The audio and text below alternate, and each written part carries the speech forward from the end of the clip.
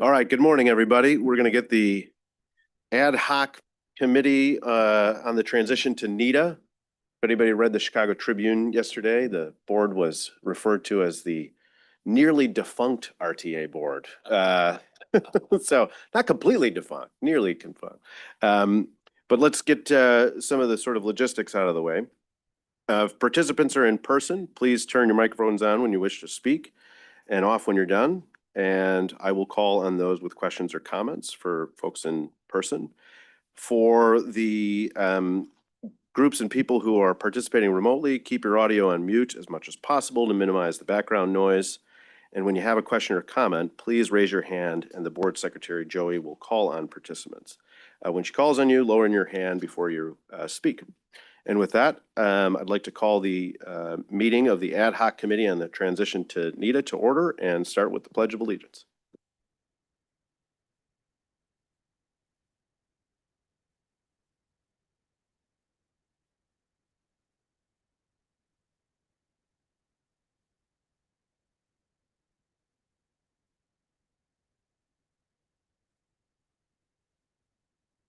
Great, with meeting started, can the secretary please call the roll? Good morning, everyone. So I will do the committee members, the RTA board members who are here, CTA, METRA, and then PACE. So for the committee members, Dr. Tarek, Dr. Mondero, and Director Sauger. Here. So we have 2 present. And then from the service boards, or for the other board members, we have Chairman Dillard, Director Norhe Ryan in the room, and then online we have Director Chris Groven, Dr. John Rotondo, Dr. Laura Sonoiga, and Dr. Liz Gorman. And Bill Colson. Oh, and Director Colson. Good morning. Good morning. Thank you. From CTA, we have Acting President Nora Learson and Chairman Lester Barkley. And then I believe Joseph Bird, Tom McCone, and Kara Bader. From Metro, we have Executive Director Jim Derwinski. Chairman Joseph McMahon is online. And then in person, we have Director Romaine Brown, Director Gary Gordon, and Director Brian Shanahan, and Daniel Shea. From PACE, we have Executive Director Melinda Metzger. And then online, we have Director John Noak and Director Terry Wells. And then we have Lindsay Ubeck, COO.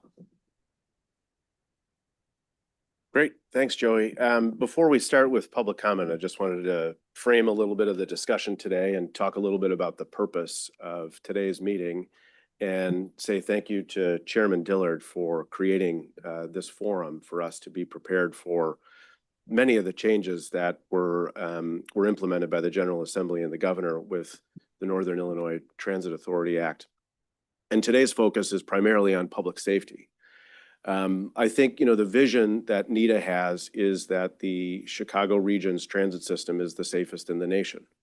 And today's meeting, I feel, is really an opportunity for us to hit the reset button and to communicate the possibility that the transit system can really be a place where safety emanates from, that people come to, not with the sense that, well, this isn't safe or this isn't a place that isn't welcoming, but really to think about transit and our transit stations and our transit vehicles as a place where workers and customers can feel as safe as anywhere else.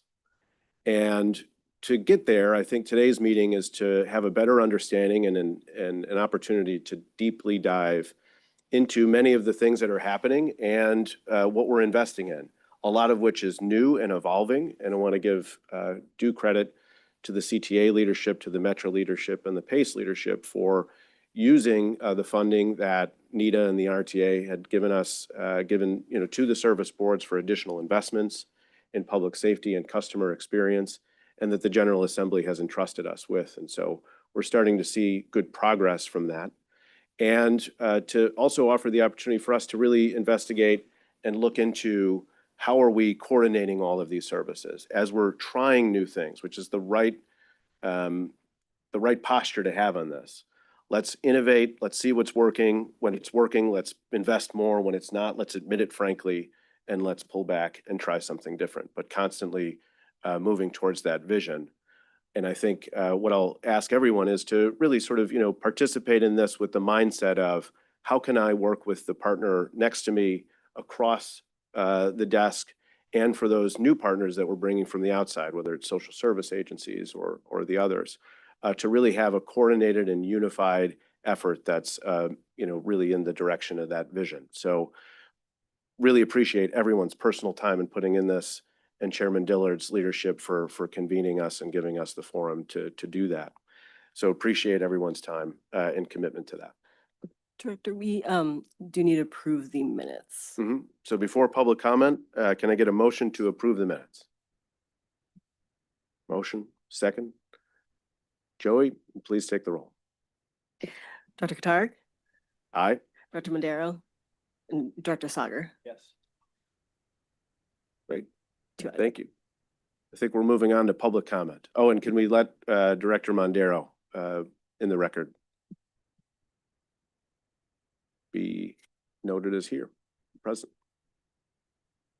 And how are we looking on public comment, Joe?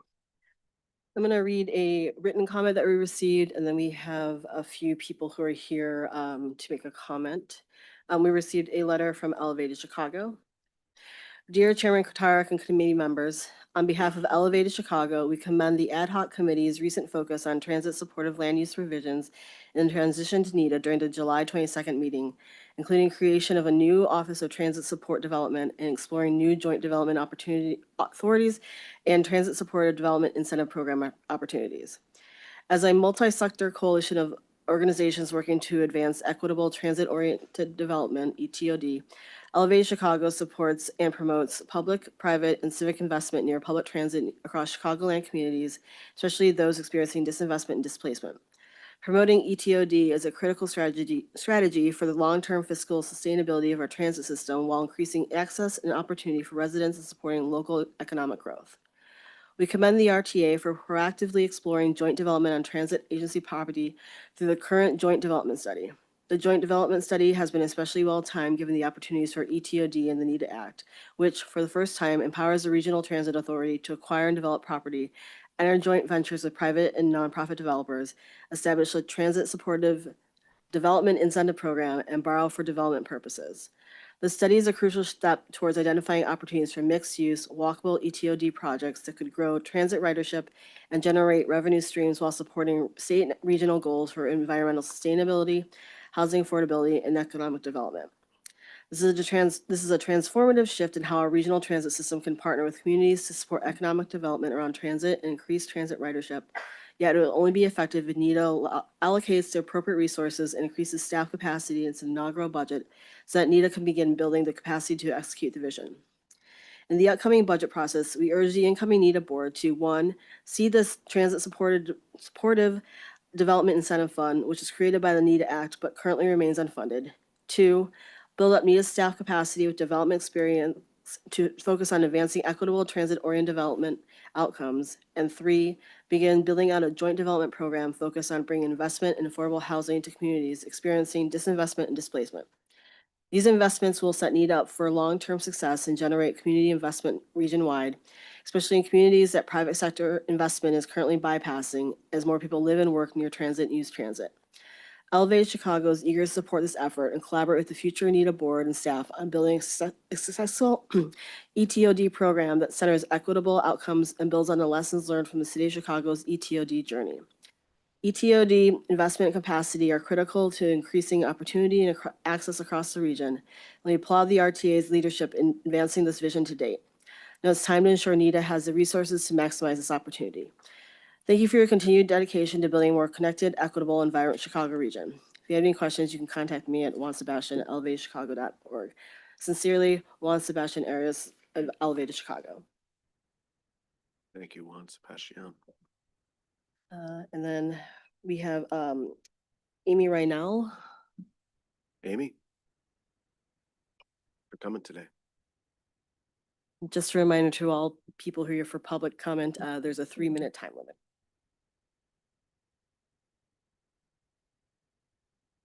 Good morning. Hi, I'm Amy Reinel, Executive Director of the Active Transportation Alliance, and I was part of the group that worked closely on the legislation to create NITA and the vision behind it. And we're so excited to see the law come to life and really grateful for the work of this committee beginning to make that happen.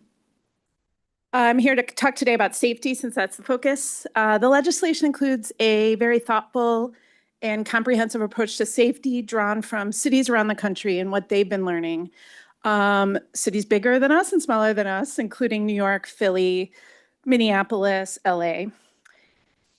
The comprehensive approach has law enforcement as a piece of the puzzle, but it has many, many other important pieces to make our system feel safer, be safer, and improve the rider experience. In addition to the multi-jurisdictional law enforcement task force being led by the Cook County Sheriff's Office, the legislation includes more staffing, including the creation of a transit ambassador program, which would be the friendly face on the system, providing information, creating a sense of ownership on the system to discourage smoking and fare evasion, to be additional eyes and ears and other things. It also includes better use of safety technology and real-time two-way rider communications, bus driver protections, cockpit shields, bus driver shields, crime prevention through environmental design, which has proven effects throughout different sectors of safety, but it includes lighting, vegetation, and other things. NITA will also have additional safety oversight and coordination through the NITA Board Safety Subcommittee, the NITA Office of Safety and Transit Safety and Experience to oversee the interventions, and the Coordinated Safety Response Council, which will include the safety leads, the law enforcement leads, the mental health and substance use teams, and others, and ensure coordinated response like Director Kotarek mentioned, including some of the promising work coming out of CTA this week. The law enforcement task force is getting the most attention. And I just want to reiterate that the legislation doesn't make the assumption that a new law enforcement body will be created, but asks for recommendations from that task force to inform the strategy going forward. It's really important as we begin to invest in our transit system. One of the things that are most proven to increase safety are service frequency, increased ridership, and better free and reduced fare programs. And that is all the legislation is designed to support that. So we want to encourage you as you launch down this path. Only one thing has gotten started through that whole package of safety interventions, which is law enforcement task force. So we encourage you to get rolling on the Coordinated Safety Response Council, which will be really important, as well as the board subcommittee as soon as possible. There's a lot of fiscal responsibility embedded in this board, and safety investments come out of transit operations. Transit operations came very perilously close to a cliff and had experienced a lot of disinvestment for years. So making the decisions that lie ahead are not going to be easy, but I hope that you will have the suite of interventions in front of you, as well as an opportunity to take into account the different benefits and costs of how we approach safety.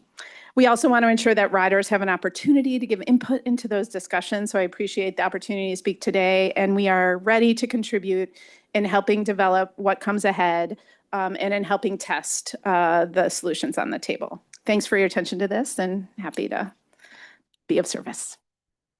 Thank you very much, Amy. Thanks for your leadership and getting this legislation and the investment passed. And I thought you did an excellent job at describing the multifaceted approach that the legislation has for public safety and customer experience. And today and for the meetings up ahead, this is going to be one of the more difficult decisions that the NITA board will have to take, is what are the long-term interventions that we're going to put into place for public safety. And today's a start to begin thinking about that. So thank you. Joey, who's next? Audrey.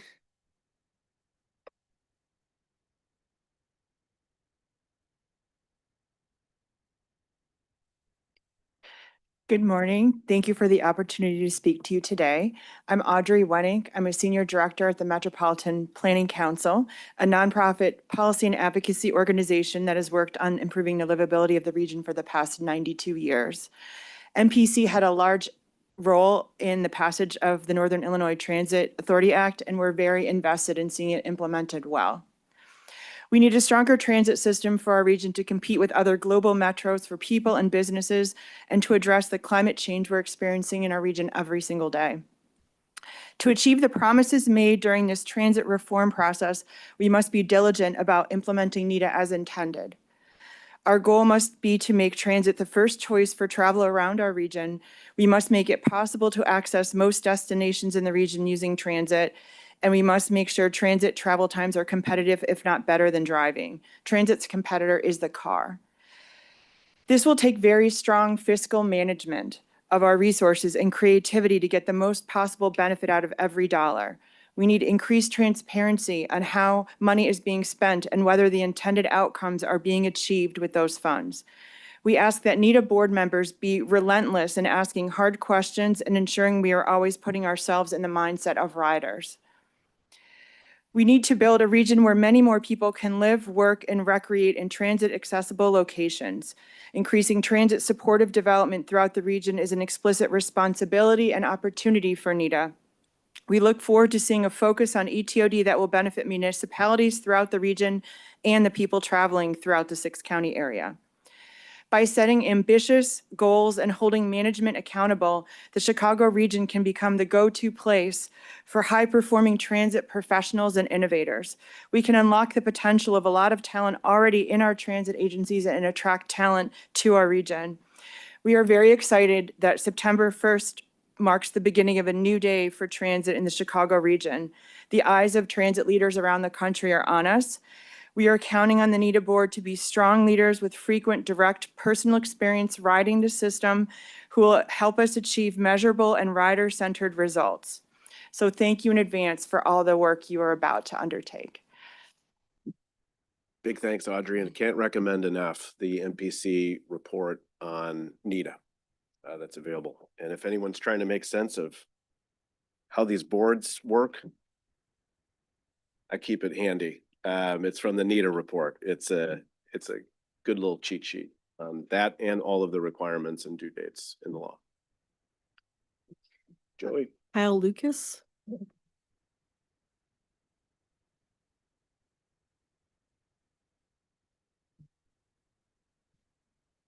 morning, everyone. Thank you for the opportunity to speak this morning. My name is Kyle Lucas. I'm the Executive Director of Better Street Chicago. We're a grassroots organization that mobilizes people to advocate for themselves for better transit, for cycling and walking infrastructure. And we spent the entirety of 2025 fighting very hard to save public transit in Chicago and mobilized thousands and thousands of Chicagoland residents to speak to their legislators to ensure that we delivered the funding that we desperately needed to not just avert the fiscal cliff that we were facing, but to invest and expand in service in our region. You know, in our conversations with riders, safety was one of the things that came up, but the number one thing constantly was that people were expecting service to remain and for it to expand. That is the number one priority for people in this region. And we have a lot of things that we need to consider when we're talking about public safety. As others have mentioned, improving service has a safety benefit to it. But we also need to be investing in holistic solutions. I think the Safe Ride Specialist program that CTA is piloting is a great example of what riders are expecting when it comes to public safety. There has been a lot of conversation about standing up a new police force. And I would really caution that we take a real look at what that actually means. You know, you do have a fiduciary responsibility to the public to ensure that you are delivering on the service promises that were made in the NITA legislation. But it's not just a mandate by law, it is a mandate by your ridership that we have improved and expanded service. We can look to LA as they're currently standing up a police department within the metro system. They're looking at estimated costs right now of over $227 million for operating costs for their new police force. We have a much bigger system than they do. I have grave concerns about whether or not establishing a new police force would eat up all of the new operations money that we just secured from the state in order to provide new and expanded service to the residents of Chicago. And that's what they're expecting from this body. So we need to make sure that we are taking a holistic approach to this. As a victim of violence myself, I take this very seriously. It's important that our system is safe. But we have a lot of tools in the toolbox that NITA provides, and we need to ensure that we are actually implementing those tools before we make really serious and permanent decisions that will affect the future fiscal solvency of the agencies that you are looking to operate. So I hope that before we make those decisions, that you will engage the public. We will be working to elevate the voices of those that we represent in our communities so that you can hear them. But I just want to convey that we take public safety very seriously, and that just policing our way out of it isn't going to be the solution. We have a lot of other ways that we need to approach this that will actually deliver on what riders are expecting. Thank you. Thanks, Kyle. Strong points. And please keep close as we really have the riders and the customers first and foremost in their voice, along with our workforce as we address this issue. Joey? Keith Hill. Keith, I see you in the back. Please come and join us.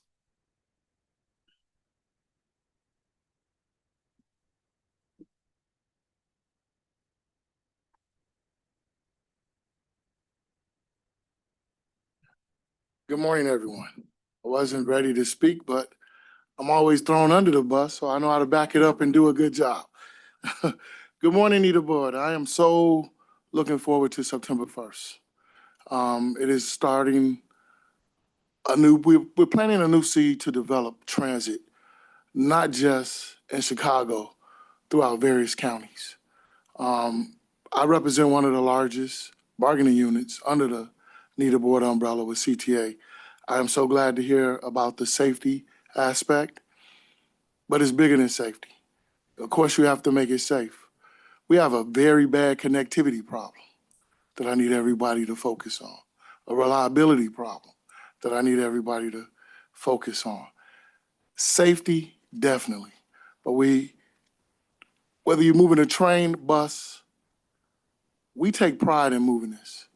We want to deliver the world-class transit that we know this region can offer. And I'm just so excited.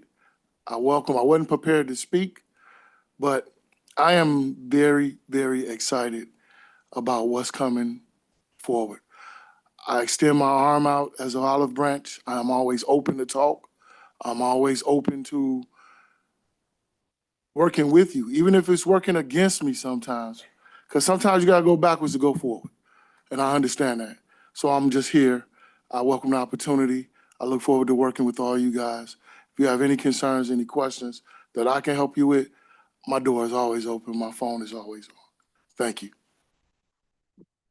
Big thanks, Keith, and thank you for the CTA and their leadership, and Keith, for you organizing a visit for some of the board members to meet with your members at 95th Street this week, and the candid feedback that we received. And you can rest assured we'll be acting on a lot of the issues that your members raised. Joey? Is there anybody else in the audience who wishes to speak?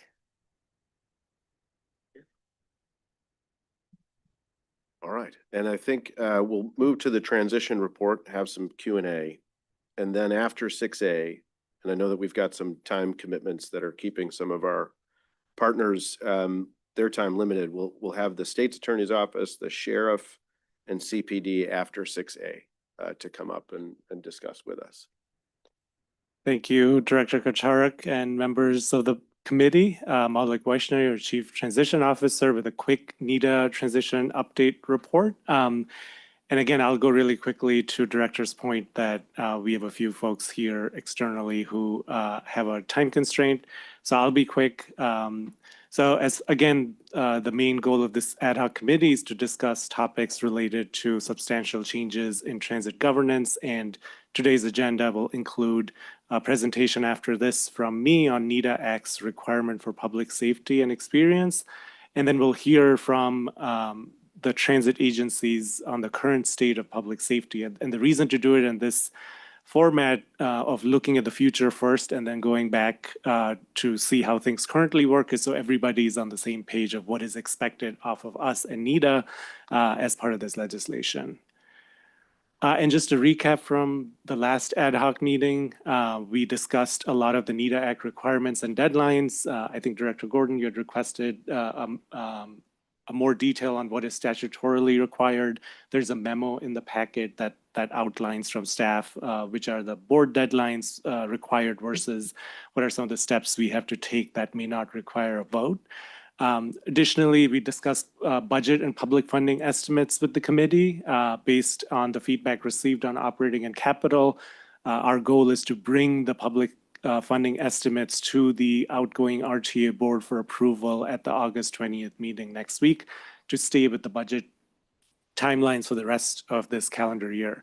And finally, you heard in detail about the transit supportive development policies, studies, and programs, and we are incorporating some of the feedback that you provided into the program. Now I want to focus on introducing NITA. So here are some concepts for you to introduce the new authority on the first day on September 1st. Again, one of the biggest things I want to emphasize is that we are in a period of transition. The permanent leadership down the road will be part of the long-term branding and other changes. So what you're seeing currently is sort of the immediate bare bones changes that we can bring to launch NITA on September 1st. So on September 1st, nita.illinois.gov will go live. If you really dislike this logo, please speak up. But internally, really want to thank our comms team to not just bring some concepts developed internally through our graphics team, but also we engaged a couple of external assistants to do that. Our point is that we want to make sure we are making a significant departure from the RTA brand, that it is a completely new agency, and the colors and font and other things are aligning better with CTA, Metra, and PACE brands as well. The website, here's a mock-up of what it will look like on September 1st. The teams are busy making significant changes to launch a completely new environment on nita.illinois.gov. We will hear some examples of all our digital channels and how everything will start to change again on September 1st as we move towards social media channels, other public-facing assets that we have that start to show NITA as the main agency and introduce NITA to the world. One of the biggest things I want to emphasize is that we will go through a process for long-term branding and getting sort of the personality of the agency set up. So as part of that, we are looking at early NITA engagement in end of September. So after a few weeks and after having had the first board meeting for NITA, staff is looking to work with the transition consultant and CTA, Metra, and PACE to make sure we start talking to riders through engagement with in-person and virtual events in September and October. The key message will be that NITA is beginning a new era for regional transit. We are all four agencies working together on key plans and investments. So the team is working very closely with CTA, Metra, and PACE on regional service planning. You heard a big update at the last July RTA board meeting on how to present the individual plans together and how to talk about future investments before NITA's requirements kick in already with the riders. The other big piece will be the 2027 budget process. We want to get riders to weigh in sooner than the statutorily required public hearings that happen in the November timeframe when we have already sort of put out our draft budgets out there. We will also seek feedback on capital investments and sort of what is the long-term vision for this agency from the rider perspective. And again, on safety and security as well after today's discussion and your feedback out of that. And all of that will help inform what NITA's role and identity will be from the rider perspective. And you're hearing already some of the messaging today from the public comment. So that is really where we are headed in planning some of these events. And we are expecting the IDOT transition consultant to be given the notice to proceed as soon as end of this week or early next week. So they'll be here to assist as well.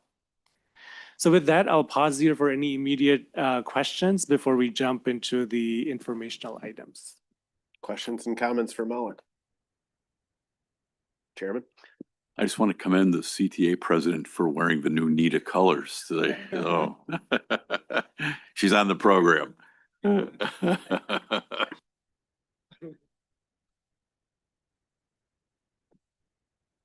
Other questions and comments? It's pretty exciting to see. And thank you for stressing that this is transitional. So we want the feedback and, but announcing to the world that the NITA is here and having this be the first forum to do it is again, pretty exciting. So thanks, Mel.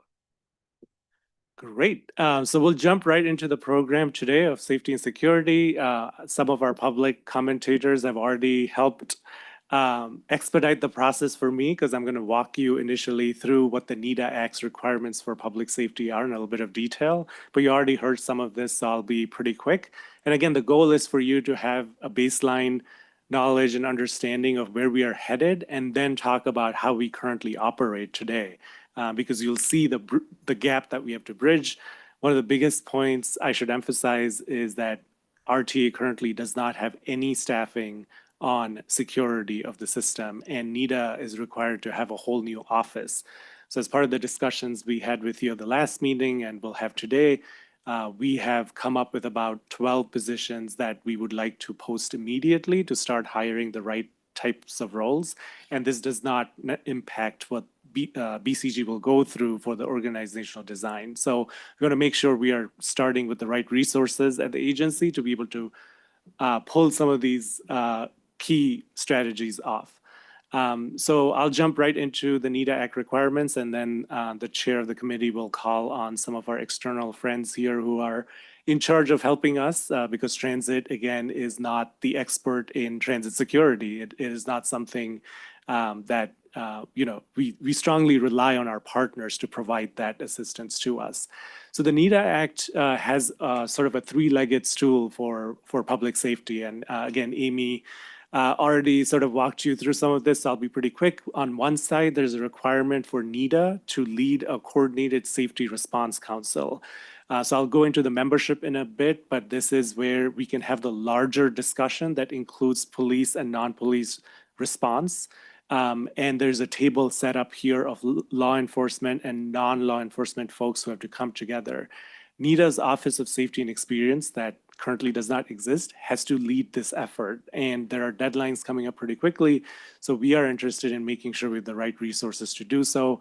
As part of RTA, knowing that this was coming our way, we engaged a consultant for safety and security, Jadine Chow, who's in the audience, who's been helping us early on. But again, now the transition consultant is going to jump in, and we will have dedicated staff needed to manage this. The council will coordinate on a long-term safety strategy for NITA, providing input on safety standards that are required in the NITA Act. It is an ongoing committee, so it'll be up to the NITA board to decide how long to continue this council. Could go on for multiple years, could finish their work in 2027 after providing the board with reports and be done, so that there are lots of options here for the board to take down the road.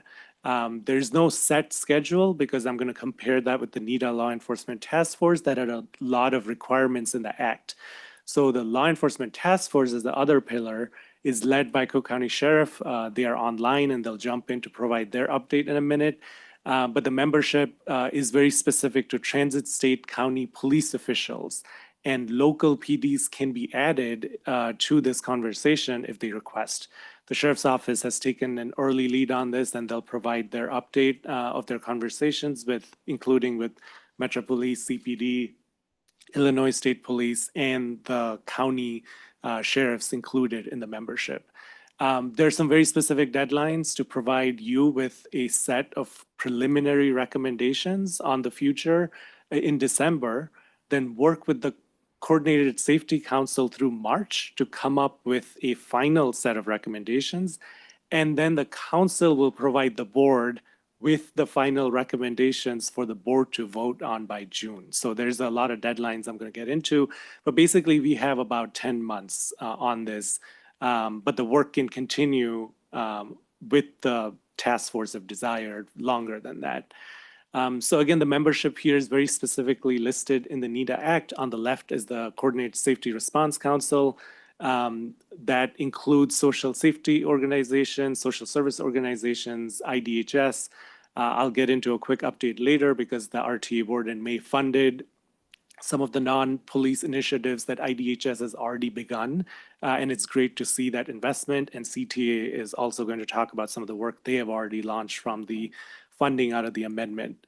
And on the law enforcement side, you can see that the membership is very specific to law enforcement. So our recommendation down the road I'll get into is on how we work together in a coordinated fashion between these two bodies that have been created and how the NITA's office can play a central role in stitching these things together for a coordinated response.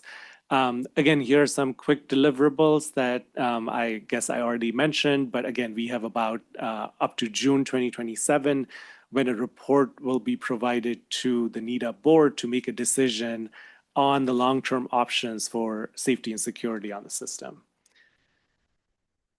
Here are some of these deadlines mapped out. Again, I won't go through all of them, but to point out that NITA in blue has a bunch of responsibilities, especially through the responsibilities of the board, creation of a safety subcommittee. So I recommend the new board to consider creating that committee much sooner than later. So you all have the ability to make really difficult decisions, and information doesn't wait until next year for you to start engaging in the middle of the process through that committee.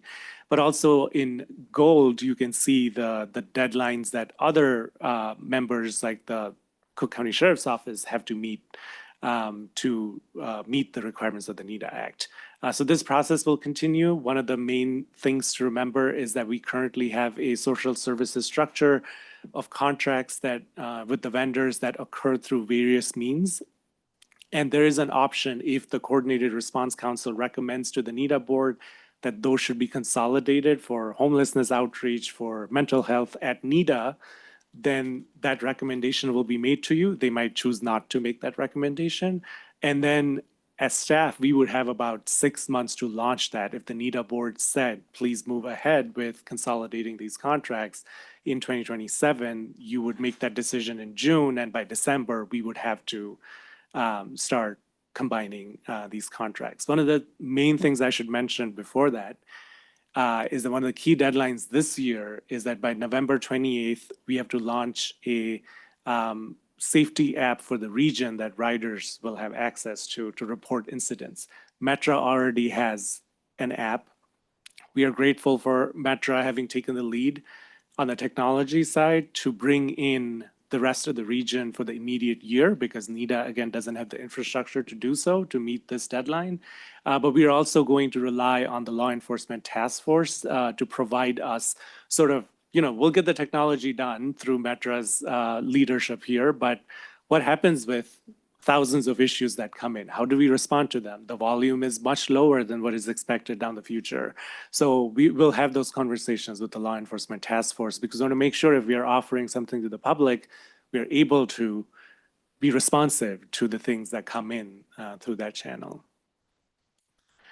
And again, very quickly, this is coming again from recommendation from our consultant that we look at each aspect as an equal pillar. The law enforcement has really key aspects to deliver here, but so does Health and Human Services. We get a lot of rider outreach, survey response, and what we experience on the system that in many cases law enforcement is not the right path to an immediate response for people experiencing certain issues. And we want to make sure that there is enough assistance and response provided there, so law enforcement doesn't have to do things they are not experts at doing. So we are looking at creating a shared regional system where there are coordinated, defined roles of responsibilities and protocols of how these bodies will interact with each other, and that there's continuous improvement down the road. And we are measuring different metrics out of it to make sure what works and doesn't work. It's one of the requirements that the RTA board has asked for consistently as well. So we are already putting this infrastructure together. The governor's office has taken the lead to call the police chiefs in for meetings since February. So this work has been ongoing, and it is leading to some of the success that you will hear about directly from CTA, Metra, and PACE, and from our guests. Finally, I wanted to mention that in May, again, the RTA board approved an amendment with $60 million in new funding approved for additional support across the system. And the Cook County Sheriff's Office is already leading the task force. As part of that, the Health and Human Services Working Group is convening until the Coordinated Safety Response Council is set up, where city, county, and state health and human services officials are starting to figure out the best responses and strategies. And our goal is to merge these conversations together. And finally, the Illinois Department of Human Services was provided with $3 million of funding from the RTA board. We have already executed the IGA. They have moved additional street outreach through thresholds. They are already finding additional shelter beds for people experiencing homelessness. And this is all on top of existing relationship that in many cases CTA has with DFSS. So we are seeing results and an ability to outreach more riders for safer permanent solutions out of the funding that was approved in May. So with that, I will pause for questions, and then the chair will call on our guests to come up and provide direct updates from the law enforcement side. Director Sagar. Thank you, Chair. Thank you so much, Malik. Appreciate that report. Very thorough and I think exciting in many respects. If you can go back to your title page for 6A, NITA Act's requirements for transit, public safety, and experience. I appreciate that. And this is just a side commentary. Thank you very much, Chair. But the two representatives here in this picture from CPD, I believe, are here in our audience today. And if they could stand up, that would be great.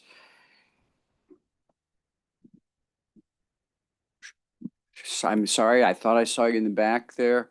Anyway, they were here earlier, and I think that shows a strong commitment from CPD to work collaboratively with us in terms of developing an approach to safety that is going to serve certainly the Chicagoland area, Cook County area, and the larger region. So just want to say thank you. Director Sagar, I just want to say CPD is present to speak at that section. It's just not the individuals in that photo. Okay, I saw these individuals in the elevator earlier, I believe, Okay. unless I'm confused. So maybe they were trying to protect it from me. Maybe that was a possibility. So, but thank you. Thank you, Director Sagar. Comments and questions for Malik? One, I think you've done an excellent job at pointing out the breadth of what we're getting into, and it emphasizes the need for the coordination across all of this. Just one to dive into, because it's in November, on the app or the QR code, which is present now on Metra vehicles, where if you see something, I believe it goes directly to Dan and his team. This will be the first customer facing piece that'll be across the region. And I think you were right to focus on making sure that the incoming of that is managed, because there's a lot of ways that customers interface with the whole system. Sort of where are we at on that particular issue? And, you know, even given new partners that are coming in with CTA, with safety specialists, and you guys had a good discussion at your board meeting yesterday about making sure you have the right resources for the right issue. So if somebody sees something, they put it in the QR code, but it's a dirty bus shelter, you know, making sure that we're getting things in the right place. I don't think that we can overdo making sure that we nail this, given this will be the first time that we show customers a real-time interaction opportunity, particularly for CTA and PACE. Absolutely.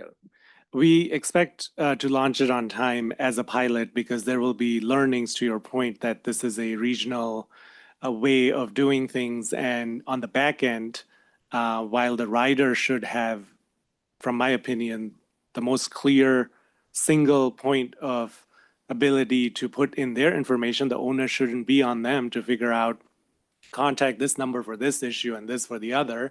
However, on the back end, we will have to distribute and dispatch and separate incidents based on the many jurisdictions that respond, the different agencies, PACE coming online to it, CTA coming online. So that's what the team is working on, of how to figure out what to do with the issues. But on the front end, it's been pretty clear from our perspective as NITA that it should be a seamless texting number, seamless app, and then the ability to market that with QR codes and other ways of getting riders to that platform. But the solution that Metra has right now is industry standard in transit across the country. So it's sort of, white labeling it for our region. So a lot of agencies across the country are using it. And it's great that Metra has already sort of tested so many of the use cases over the years that I think all of that provides us a really base case to jump off of. Right.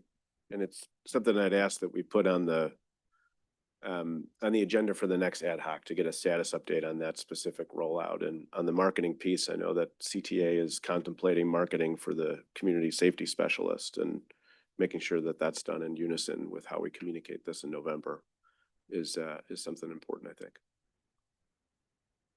Mayor. So I have a question just about where something sits. I see the Health and Human Services Working Group and the work that's being done in terms of outreach. Where will the mental health crisis support sit? Will that sit with the law enforcement task force in partnership with Health and Human Services to make sure that all law enforcement is equipped to manage mental health situations that occur? This is a great question. The teams are meeting, I believe, every other week to iron out some of these questions and processes. So the idea is that the lead of what is appropriate to do and how to respond should come from the Health and Human Services side. So the response is appropriate in terms of, do we need de-escalation experts? And again, CTA's pilot will be helpful to collect some of the data there.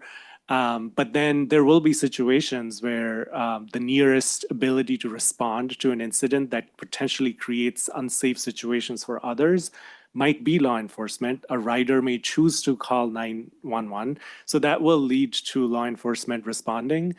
So again, our goal down the road is to merge these conversations together, because it is a unified approach to a response, and that if law enforcement is responding to incidents that require mental health sort of experts, how do we pair that together? The Cook County Sheriff's Office has tried some of these solutions as well, so they'll likely speak to it too. But our goal is to make sure that the Health and Human Services experts are the decision makers on the policies that are then implemented by different entities. Thank you. Thank you, Mayor.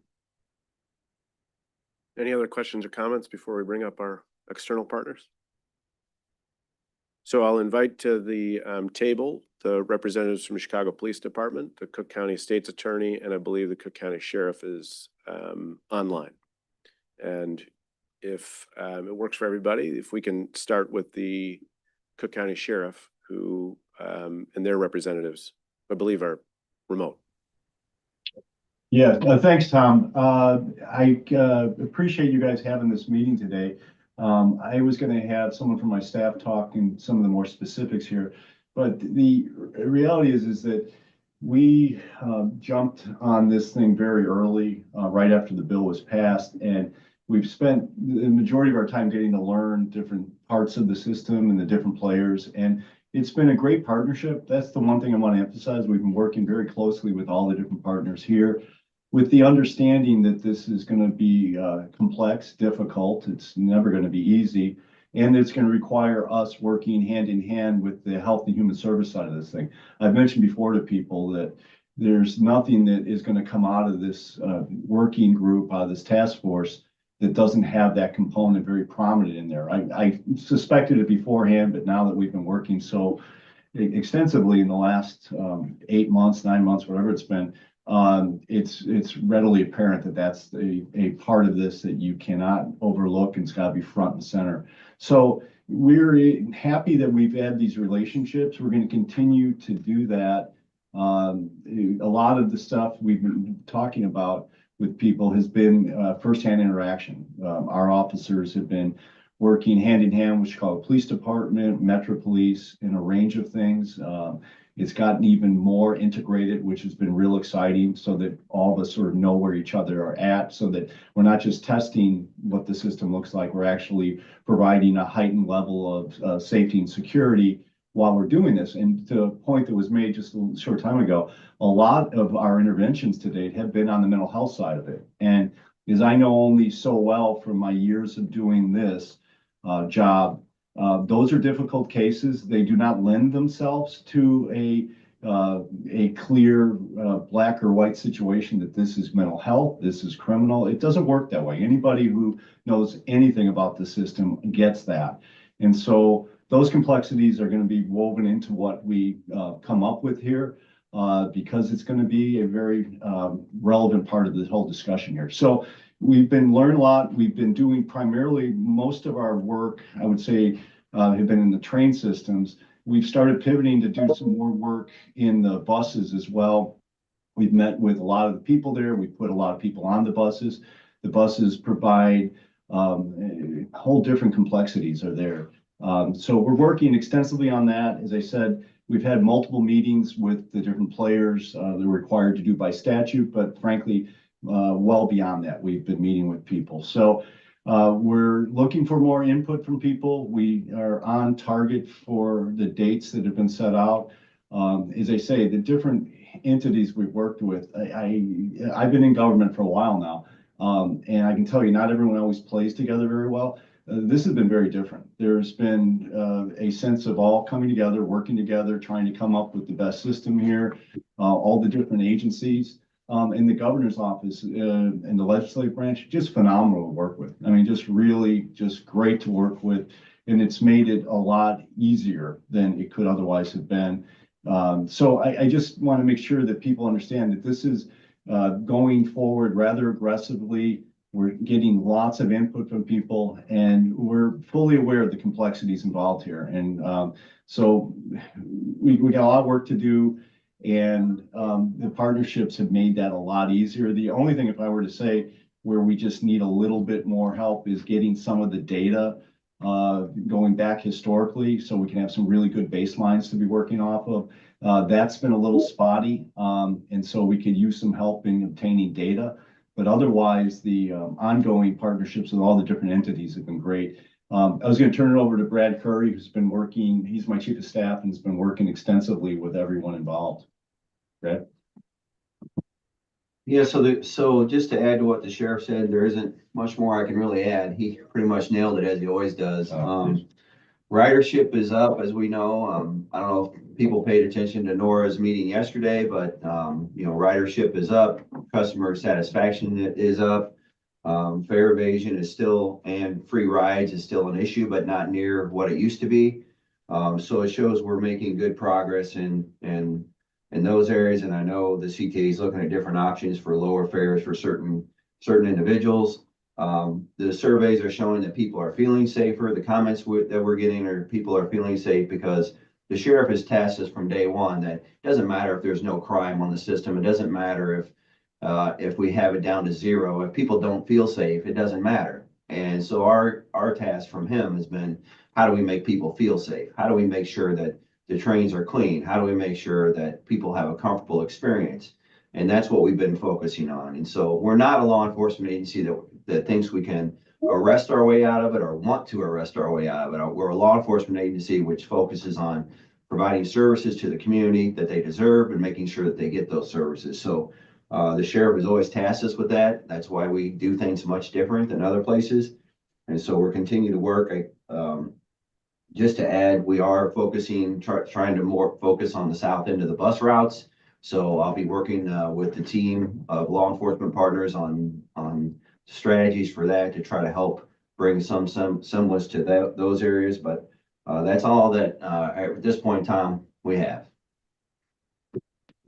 Thank you, Sheriff, and thank you for your personal engagement in this issue. The legislature has given you an enormous task to both, police and help us think through what the long-term solution is to some of these issues. Your point about data to me really resonated. If there's something specific that we can help with NITA, whether it's resources or setting a table to get that data going, I think that's incredibly important. If we can't measure where we're making progress, it's going to be difficult to deploy those resources in the most strategic way. So if there is any more refinement on the data piece, please feel free to raise it here and we'll follow up. Yeah, we appreciate it. As I said, our relationships with the different entities have been fantastic. My understanding, once again, it's a little bit difficult sometimes to nail some of the stuff down specifically, but my understanding that a lot of the historical data, particularly from the CTA standpoint of it, is at the mayor's office, we're waiting and have been waiting for weeks or months actually to get some data that is for some reason we've been led to believe it's there. If it's not, that's fine. We just need the historical data specifically into the area of Chicago. And any help anyone can give us would be great. As they say, the Chicago Police Department's been fantastic to work with. They're not the problem as such. They've been great. It's just trying to get this older data because we're just trying to find out, obviously, some baselines to be starting with to know, are we doing better or are we not? I mean, how could we tell otherwise? So anything that can be helped to get that as well as far back as it can go. And we understand a lot of different entities throughout the country. The data is not maybe what you would want it to be at different points, but whatever it is, if we can get whatever there is, that is what we're looking for. Thank you for that. We'll keep that on the agenda to make sure you get the data that you need so that we can be successful here. Other questions and comments for the sheriff? Chairman? Thank you. I've had the privilege of working with Sheriff Dart since he and I both served in Springfield together. And Tom was a superstar in Springfield and he's a superstar today. Sheriff, I can't thank you and Brad and your staff and deputies enough. You were on this long before NITA actually became law. And your early willingness to really roll up your sleeves like you do on so many issues and get into this has just given me tremendous comfort. And I just can't thank you enough. Anything you need from whatever is left of the RTA these days, you have our cooperation. But I sleep better at night, as I hope my other writers do or our other writers do. Because you've done such a yeoman's job here. And I just want to commend you publicly for, your professionalism and your leadership and the way you have jumped on this literally since there were rumors that the sheriff's office was going to get more involved. So thank you, Tom, very, very, very much. Kirk, thank you so much. And I can't tell you how much I enjoy working with yourself. I know when we were in the legislature, I think it was a year or two ago, it was a joy working with you down there. It's been really great working with the RTA. Your folks there, Tom, have been nothing but helpful on because this was a little bit of a learning experience for us. But so much of our success, to be honest with you, on our side of it so far, we got a lot to do, has been driven by my staff has been amazing. I mean, everybody looked at this as a challenge that we felt was something that we could bring some value to and help. And so it's been helpful. And I do think, Kirk, a lot of our experience over the years dealing, frankly, at the front of the mental health issue has lent itself to us more seamlessly understanding some of these complexities because, as Brad mentioned earlier, we never walked into this with the notion of, okay, we just need to start arresting people. It wasn't like, no, quite the contrary. The reality is dealing with homelessness and the mental health issue. If we're not, front and center thinking about that, then we ought to just stop right now because it's not going to be successful. So, as I say, we have some historical background that I think's helped, but at the end of the day, it's my staff that's been the ones that have been the game changers, getting all this stuff together and these partnerships. And I can't say enough, so much of it is because of the connections that the RTA is made for us, because we didn't know what many of these different people, and your folks have been absolutely phenomenal. Second all of those thoughts. Director Ryan? Thank you. So as Director Kotarek mentioned earlier this week, a few of us went down to the 95th Street Station and had direct conversation with the workforce. And so as we move through this whole process and we look at the data and we look at, the numbers of incidences and stuff like that, it's like, we need to keep in mind the workforce side of it as well. It's about the ridership, but it's also about the workforce, like, are we doing our best to protect them? And I think that I'd like to thank Sheriff Dart for sending a couple of his folks. I think that it was pretty eye-opening for them to be able to have direct conversation with the workers who are on these trains, who are on these bus lines. Like, when people say to me, if you want to know what's happening, go talk to this manager and this manager. And what I say to them, if you really, really, really want to know what's happening on that Western bus line, you go talk to that bus driver. If you want to know what's happening at the 95th Street station, you go down and you talk to the workforce. And so as we move through this process, having these direct conversations with the workforce, with people like Keith Hill and Penny McCoach from the ATU locals that represent those folks. Brian Shanahan, who is here on the Metro board, he represents machinists at Metro. And, it's like having those direct conversations. That's really where you're going to get to the heart of where the problems are, what needs to be resolved, how things can be better. So I just, encourage NITA moving forward to continue doing these conversations. We started with CTA, but my ultimate goal was to get over to Metro, to get over to PACE, and to not just have these one and done conversations, to really keep it going, to making sure that we are hearing from everybody, especially the people that are in the thick of it. Because if we don't have workers driving these trains, we don't have a system, so we need to make sure that we are protecting them just as much as we are protecting anybody else. Thank you. Yeah, I couldn't agree with you more, and it's the reason why months ago, we met, 4 or 5 months ago, we met with the heads of the train bus unions, and we met with their workers for that very purpose, because we needed to hear from them what the realities are, particularly when you have a little bit of a gray area on data. It was even more relevant to talk to them. And then on top of that, I was on one of the trains in Forest Park, and I was talking with one of the gentlemen who was cleaning the trains, and it was enlightening to talk to him because, as I say, we get reports and stuff, but it was enlightening to talk to him about how difficult things are at the end of the night. He was specific and giving me time frames where it was more difficult than others. He was telling me about how some of the problems they have are when individuals who don't have anywhere to live at the end of the night will hide under seats, and sometimes they'll end up in the rail yard as a result of that. And the difficulty they'll sometimes experience getting people off. So, I mean, even myself, it's been enlightening talking to the different people who, as you said, I couldn't agree with you more, make this all work. And a lot of the stories have been heart-wrenching. The things that they've put up with over the years is just, it's wrong. It's just wrong. There's no trying to polish this one. And so we've made a point of that, and my officers and staff, whenever they go on trains, they're always talking with the operators, always talking with the people at the stations. And frankly, that's where we've learned the most, like with fare evasion. That's how we got a better handle on just how pervasive it was, by talking to the people who are there every day. So to your point, couldn't agree with you more. We've been aggressively doing that. And I mean, just the other day when I was on there with my staff, they jumped on Pace Bus just to say hello to the drivers, ask them how things are going, if there's anything else we can do, what are they seeing. So I couldn't agree with you more. We've been doing that very aggressively because we know that's the only way it's going to work. Thank you, Sheriff. Director Shanahan. Thank you, Chair. So I just want to echo the sentiment that Director Ryan said.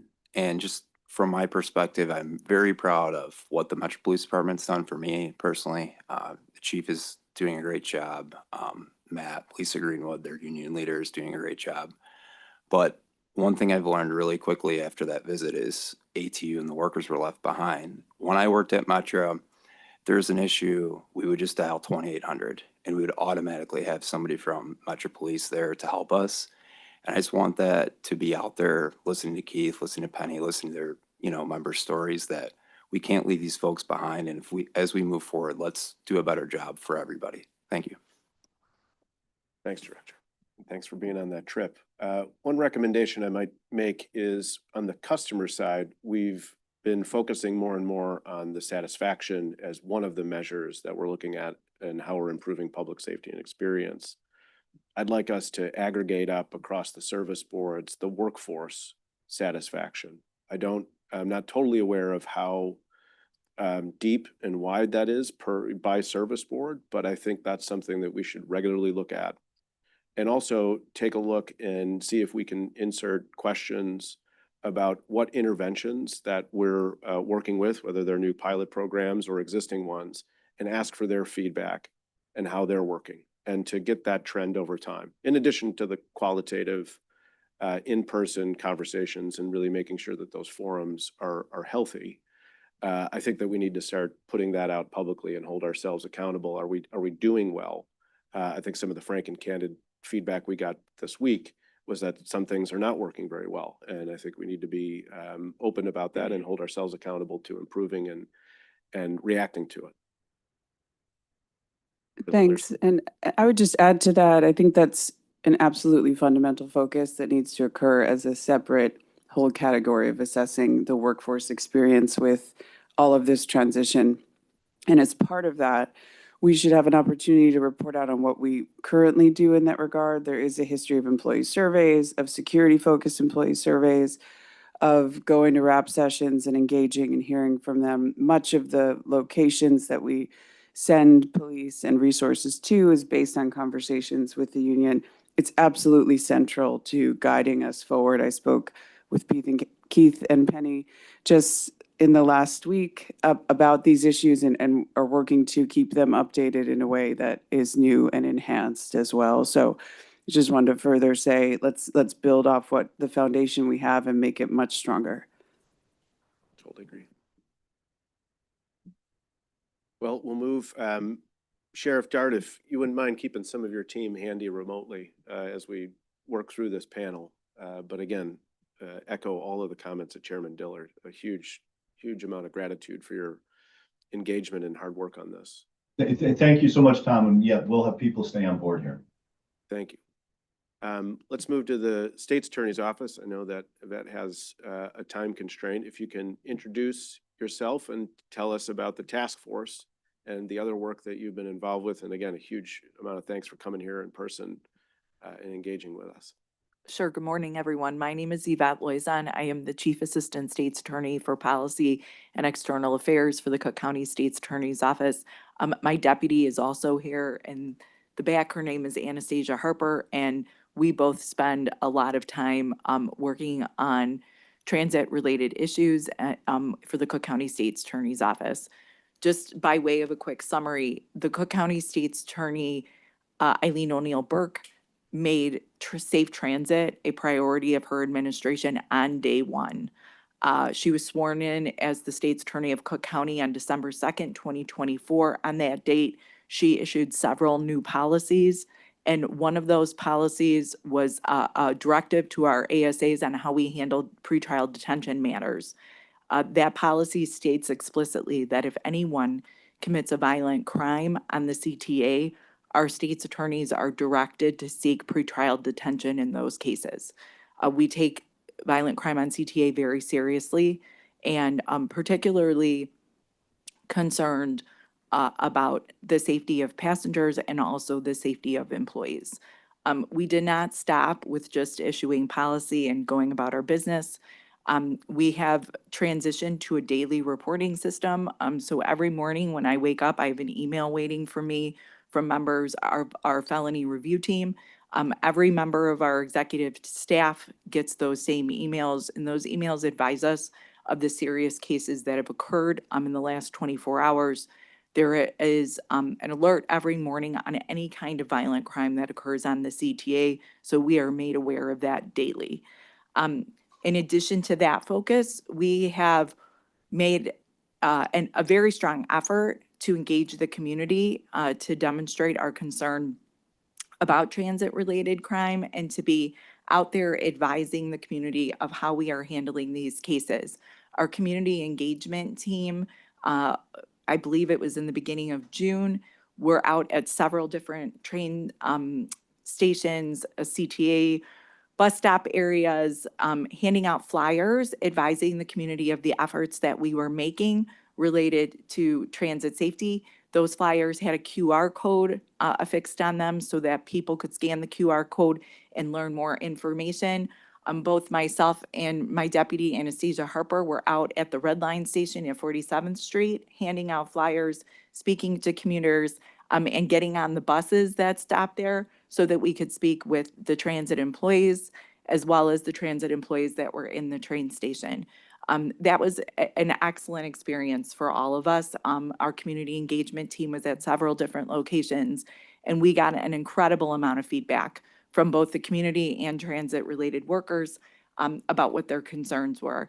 The state's attorney has also met with several of the unions to get that feedback, and our RTTF, our Regional Transit Task Force team, will be meeting with Metra in the upcoming months or we're scheduling it so that we can meet with their union representatives and hear their feedback as well. Those are some of the general things we're doing in the office, but one specific thing that I know you're all interested in is our Regional Transit Task Force. And we started that task force in May. The purpose of the task force is to make sure that both prosecutors and law enforcement in the Cook County area are sharing information and working collaboratively together to both problem solve and ensure that we are building the best prosecutions possible. So we meet on a monthly basis. Our meetings are co-facilitated by the Cook County State's Attorney's Office and the Chicago Police Department. CPD has been incredible partners to us in this process, and we create a monthly agenda. We review the cases that have come through in that month. We review cases that are in the process of investigation, so we can all brainstorm ideas and talk about ways that we can provide additional investigative support to either CPD, the Cook County Sheriff's Department, or whatever local entity is investigating that case. We have excellent partnership in the room, and our monthly meetings are robust and that we have excellent attendance and participation. So every local and federal law enforcement officer that services Cook County attends. We have a representative from the Sheriff's Office, many representatives from CPD, ATF, DEA, FBI. The U.S. Attorney's Office sends representatives, and then we also have our partners in the room from CTA, Metra, and PACE. Every month, we, as I said before, discuss cases that have come through the door. We talk about investigative support. We talk about technological resources. We talk about a training policy and potential legislative initiatives for solving bigger problems. And we also talk about how we can support each other in various policy and administrative roles. For example, CTA has opportunities administratively to create restrictions for riders who are perpetually problematic, and we have discussions about how we can facilitate service for those administrative orders. That's just one example of the gamut we run in those meetings. So far, we've had opportunities for members of the Cook County State's Attorney's Office staff to be trained by CPD personnel in their SDSC rooms.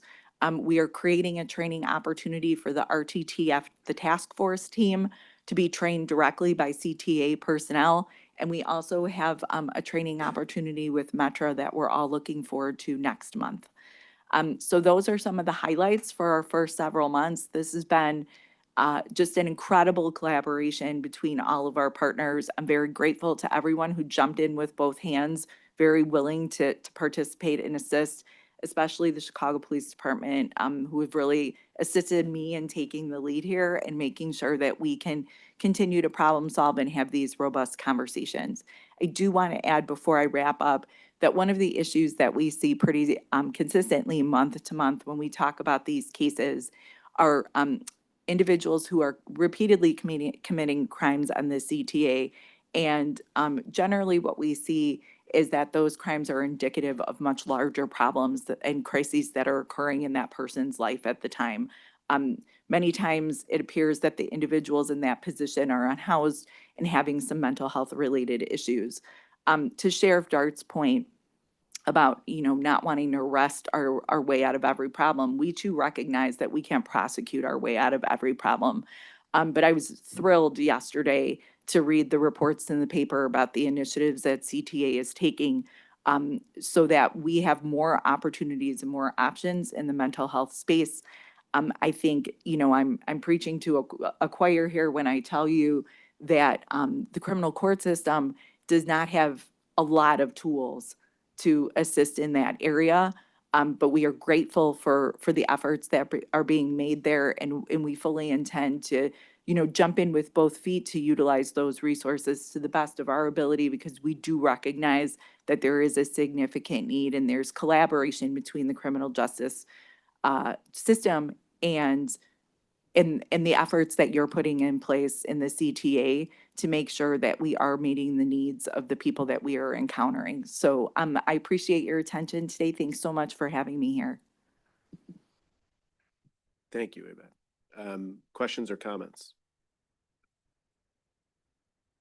I'd just like to echo that the partnership is really strong, and thank you for all of your efforts coming from the Cook County State's Attorney herself and throughout your entire office. It's truly historic, the work that's going on here.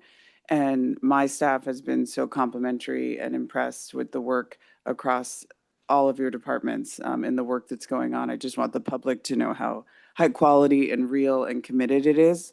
And we've seen that as well as with CPD, real sophisticated intention around these trainings and the work that's going on. I've attended some of those trainings myself and seen the work that's going on. So I just wanted to thank everyone for the partnership there. Thank you. Yvette, one thing that I'd ask you to do, and for all of the participants, is all of this is really pretty new. So you highlighted some of the success that you've had, and really would appreciate if you document that, a change in process and the outcome that came about because of it. We had discussed a little bit about your work with bus drivers and train operators so that they know if something happens, how to properly document or show up at court at the right time and make sure that there's enough time in their schedule to work with management. As you're going through and you're finding those improvements and you're seeing the outcomes, please do document them.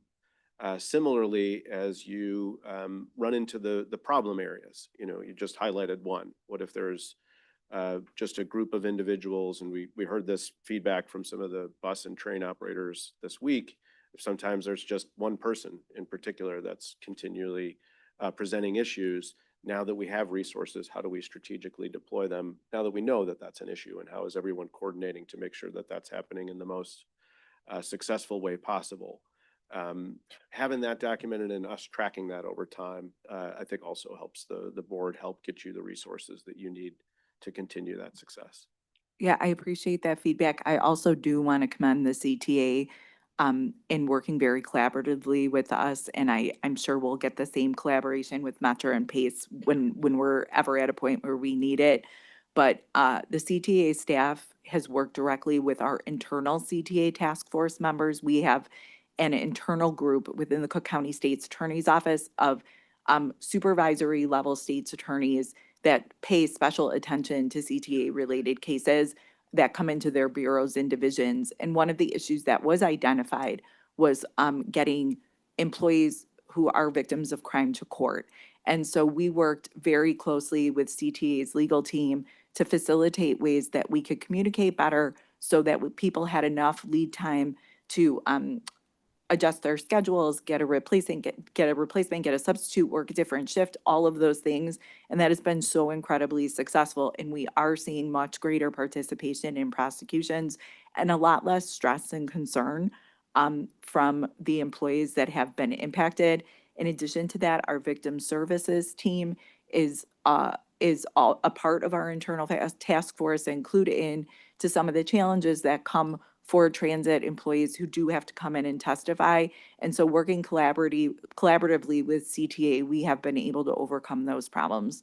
But I do take the feedback on the documentation, and we will continue to, make sure that we're sharing that information. Appreciate it. It's a great example. Director Mondero. Yes, thanks. I also jump in on the compliments from my time when I was working at the city Troubled Buildings Task Force, like getting all the departments together, police, and with the state's attorney's office, it really helped like drive initiatives. My question is to something that was raised earlier by our chair and with Malik about the initiative to get unified the QR codes that Metro is doing so well and getting that data. Is the state's attorney's office involved in that? Because to me, if they're not, I would hope that they're being involved in terms of making sure that we're capturing the right data from the witnesses from the get-go. And if you are doing that, if you could comment on how that's going. That's a great suggestion. We'll work with the state's attorney's office. So all the things that Yvette just talked about has been a direct relationship with CTA so far. So the NITA conversation is just beginning. So we will make sure that we are coordinating for the whole region with them and making sure that their piece is part of our larger survey efforts or any other things that we start to put out as part of NITA. If I can add. Working with the state's attorney has been, they've been exceptional with us. We met with Penny McCoach and we assured her that we're gonna take all the cases seriously. And we have a CTA Detective Major Crime Task Force now embedded into our SDSC room. And some of you who are on the RTA board came out in November and saw the room. So from 15 July to 10 August, we made 4 arrests, aggravated battery, canine security officers, 2 aggravated battery arrests to transit, where transit employees were victims, 1 unlawful restraint for a bus driver, an arson with criminal damage to property, ag assault to a CTA employee, and 4 criminal damage to properties. And working with the state's attorney and our detectives with our TAC teams making these arrests, we've seen a noticeable decrease in crime against CTA employees, and we appreciate everything they've done. Going back, we had issues with stay away orders. So when someone's arrested, the judge gives out a bond. And we were looking for a stay away order from the CTA system where the judge would put out no unlawful conduct. So this was an issue, which means that they could just come right back after they're bonded and victims are getting re-victimized, the workers. So working with the state's attorney, working with the judges, now we have specific stayaways. So if a crime occurs at 69th Street against CTA employee, the state's attorney asks for that station to be on the bond where they're no longer to be able to go there. So we appreciate everything they've done and the work that we've been doing with them. And Captain, just for the folks online and the record, if you could just quickly do an introduction. Sorry, Albert Oseguera, I'm the Commander of Public Transportation. Thank you, Commander. Chairman Barclay. Thank you. I'm glad to hear of the good work that is being done. So, we've tried to be very creative to look at this. It's not just policing our way out and come up with creative solutions as well. And I think the captain addressed part of my question, which dealt with the judicial branch and how effective they have been as a partner. I just want you to comment on that. Sure. And I'm so glad that the commander reminded me of that component of it. Thank you. So one of the things that we have been doing is trying to educate the judiciary through the first appearance court process, which used to be bond court. We now call it first appearance court, on some of the issues that we are seeing with particular offenders who are up in court related to CTA. And so we have a much higher burden of proof in what we present in first appearance court with the onset of the Pretrial Fairness Act than we ever did before. But it's actually a very good thing because it gives us an opportunity to give judges a much more holistic picture of what is happening with the particular person who's standing before them at that time. We have been asking judges to enter conditions of pretrial release that prohibit a person from going to a specific location, the location that their crime has been committed at. The reason why we do this is because for example, if the victim of the crime is a bus driver and that person is released pretrial and then can get on that bus every day after, first of all, it puts the victim in a terrible position. It also is going to make them reluctant to continue to participate, right? So we wanted to address that. What we do is we ask the court, as part of the court order that sets conditions of bond, to prohibit conduct or contact with a very specific location. This does not prohibit that individual from riding the CTA at large, just going to a very specific place. Initially, judges were not super excited about those requests, and we weren't getting a lot of cooperation, but we kept at it. And as time went on, we kept educating the judiciary through these hearings on the reasons and the rationale why preventing that person from going to that particular location made sense and was important. And we're starting to see more and more of those orders get issued, which I think gives a lot of comfort to people who are victimized and are using that transportation system daily. We have excellent communication with CPD to follow up on that. So as soon as one of those orders is issued, our staff in first appearance court communicates that with CPD. It also gets communicated with CTA, and it would get communicated with Metro or PACE in the event that the orders impacted them. I mean, we are seeing the judiciary come around on this. It's a newer concept for them, but we are working on it every single day. And as we are able to present more facts and figure out different mechanisms to get the judiciary more comfortable with it, including providing them with case law and additional research, we are seeing better results. Thank you. Director Brown. Thank you, and I commend you for your the work that you guys are doing. I have a question, being a veteran of the CTA for 30 some odd years or more. The question is, and I heard you say that the judges are just getting around, wrapping their arms around the fact of limiting a person from going to a particular station. However, at CTA, they have what they call an extra board. So an employee can be assigned to 69th Street today and assigned to 55th tomorrow. So the individual you arrested can't come to the 69th station, but I can see them at 55th. Is there a way or mechanism we can put, your office could talk with CTA to put in place and expand this as we go to Veteran PACE, of course, that would look at saying that employee should not be assigned to 69th Street in the near future? And whether that's a pause on that assignment for 6 months, 8 months, 9 months, or a year, whatever, just for the protection of the employee going back to their location where the incident occurred, if that makes sense. Yes, I understand what you're asking. So I think what we do is we communicate quickly and effectively with CTA so that they're aware of the parameters of the judge's order. Mhm. So for example, I commit the crime. My court order says I can't return to the red line station at 95th Street. We communicate that to CTA immediately so that they understand where their restriction is. And that gives them an opportunity to make those internal administrative decisions as they see fit. We wouldn't be in a position where we could ask a judge to issue a court order that would direct CTA to move the victim or anything like that. That would be outside the scope or the purview of what we're permitted to do Right. in a criminal court. But I think giving CTA that direct communication very quickly and effectively on where that person is restricted from going gives them significant information that they could use to best protect their employee. And keeping those lines of communication open in that way is very important to us. If we got information from CTA that that employee had been moved and there was some kind of incident that at the new location, we would do the exact same thing. Mhm. Okay. That's a great point. Thanks, Director Brown. I know that Yvette, you have to go.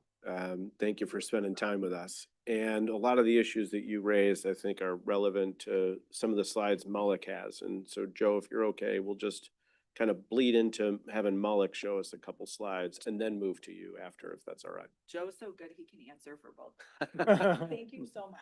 Thank you. And thank the state's attorney on all of our behalfs. So I think we're going to go to Malik for a little bit of the overview of spend and other things going on, and then Joe and Commander will move to you. Thank you, Chair. I'm trying to see if I can move that.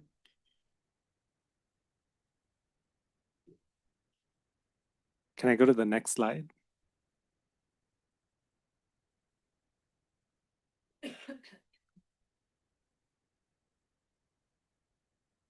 All right, so our next piece is where I think the conversation with CPD and CTA will be very helpful. But before we get there, I just wanted to lay out the groundwork of some of the data that we have on the current state of public safety, because everything we have talked about is what's expected for the future.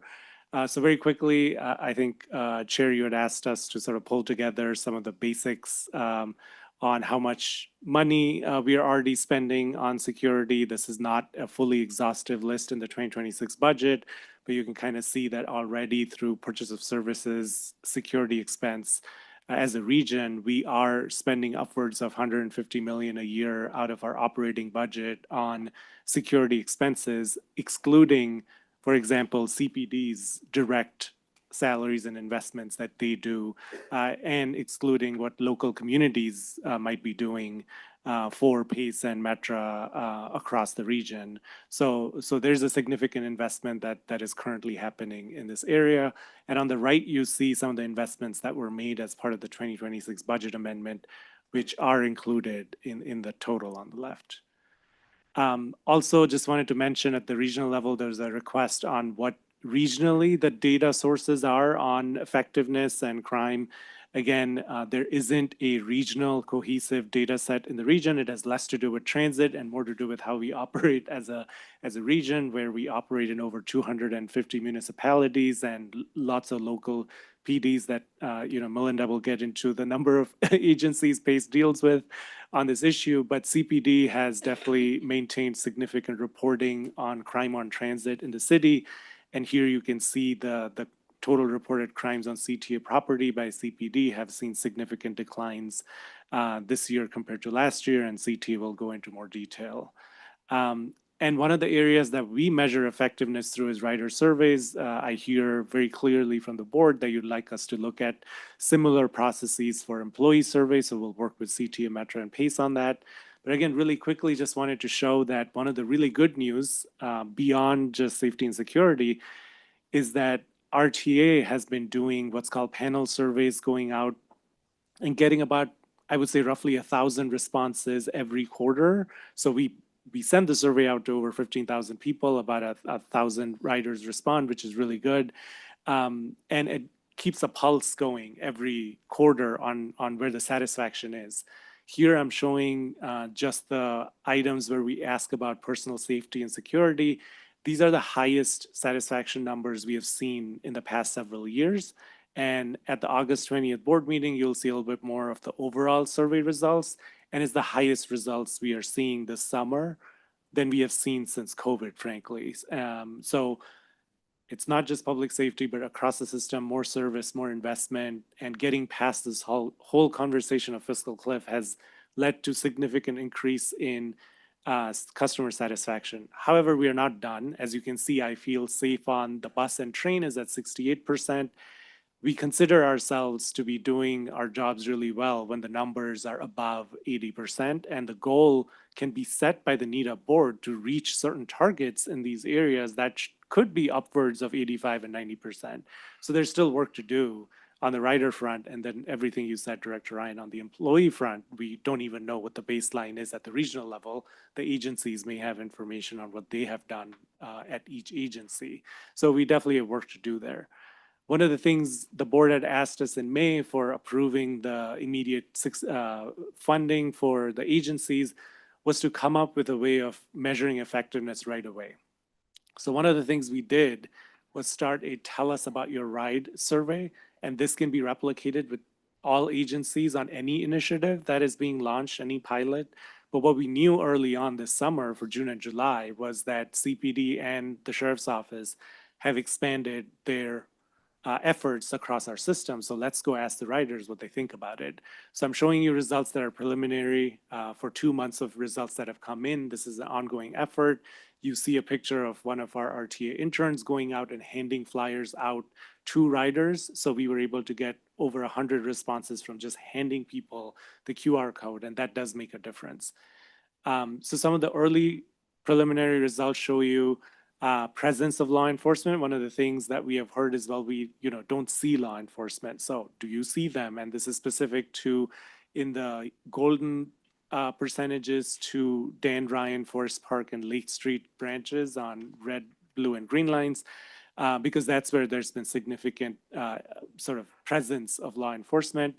And then it also shows that people from other CTA branches may respond to that question and what the difference is. And you can see that, CPD has been doing this work for decades. So again, our guests here will go into the details, But even so, you can kind of see the presence that most people are aware of seeing police officers across the system.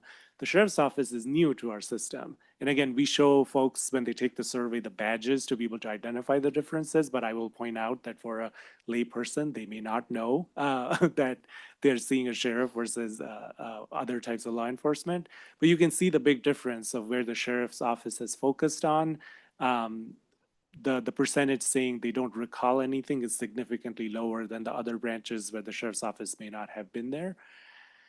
Do these officers meet expectations? Again, you can see CPD on the left and sheriff's office on the right. There's no intention for us to sort of compare, but I think the biggest thing we are trying to do is to show that the new investment is making a difference.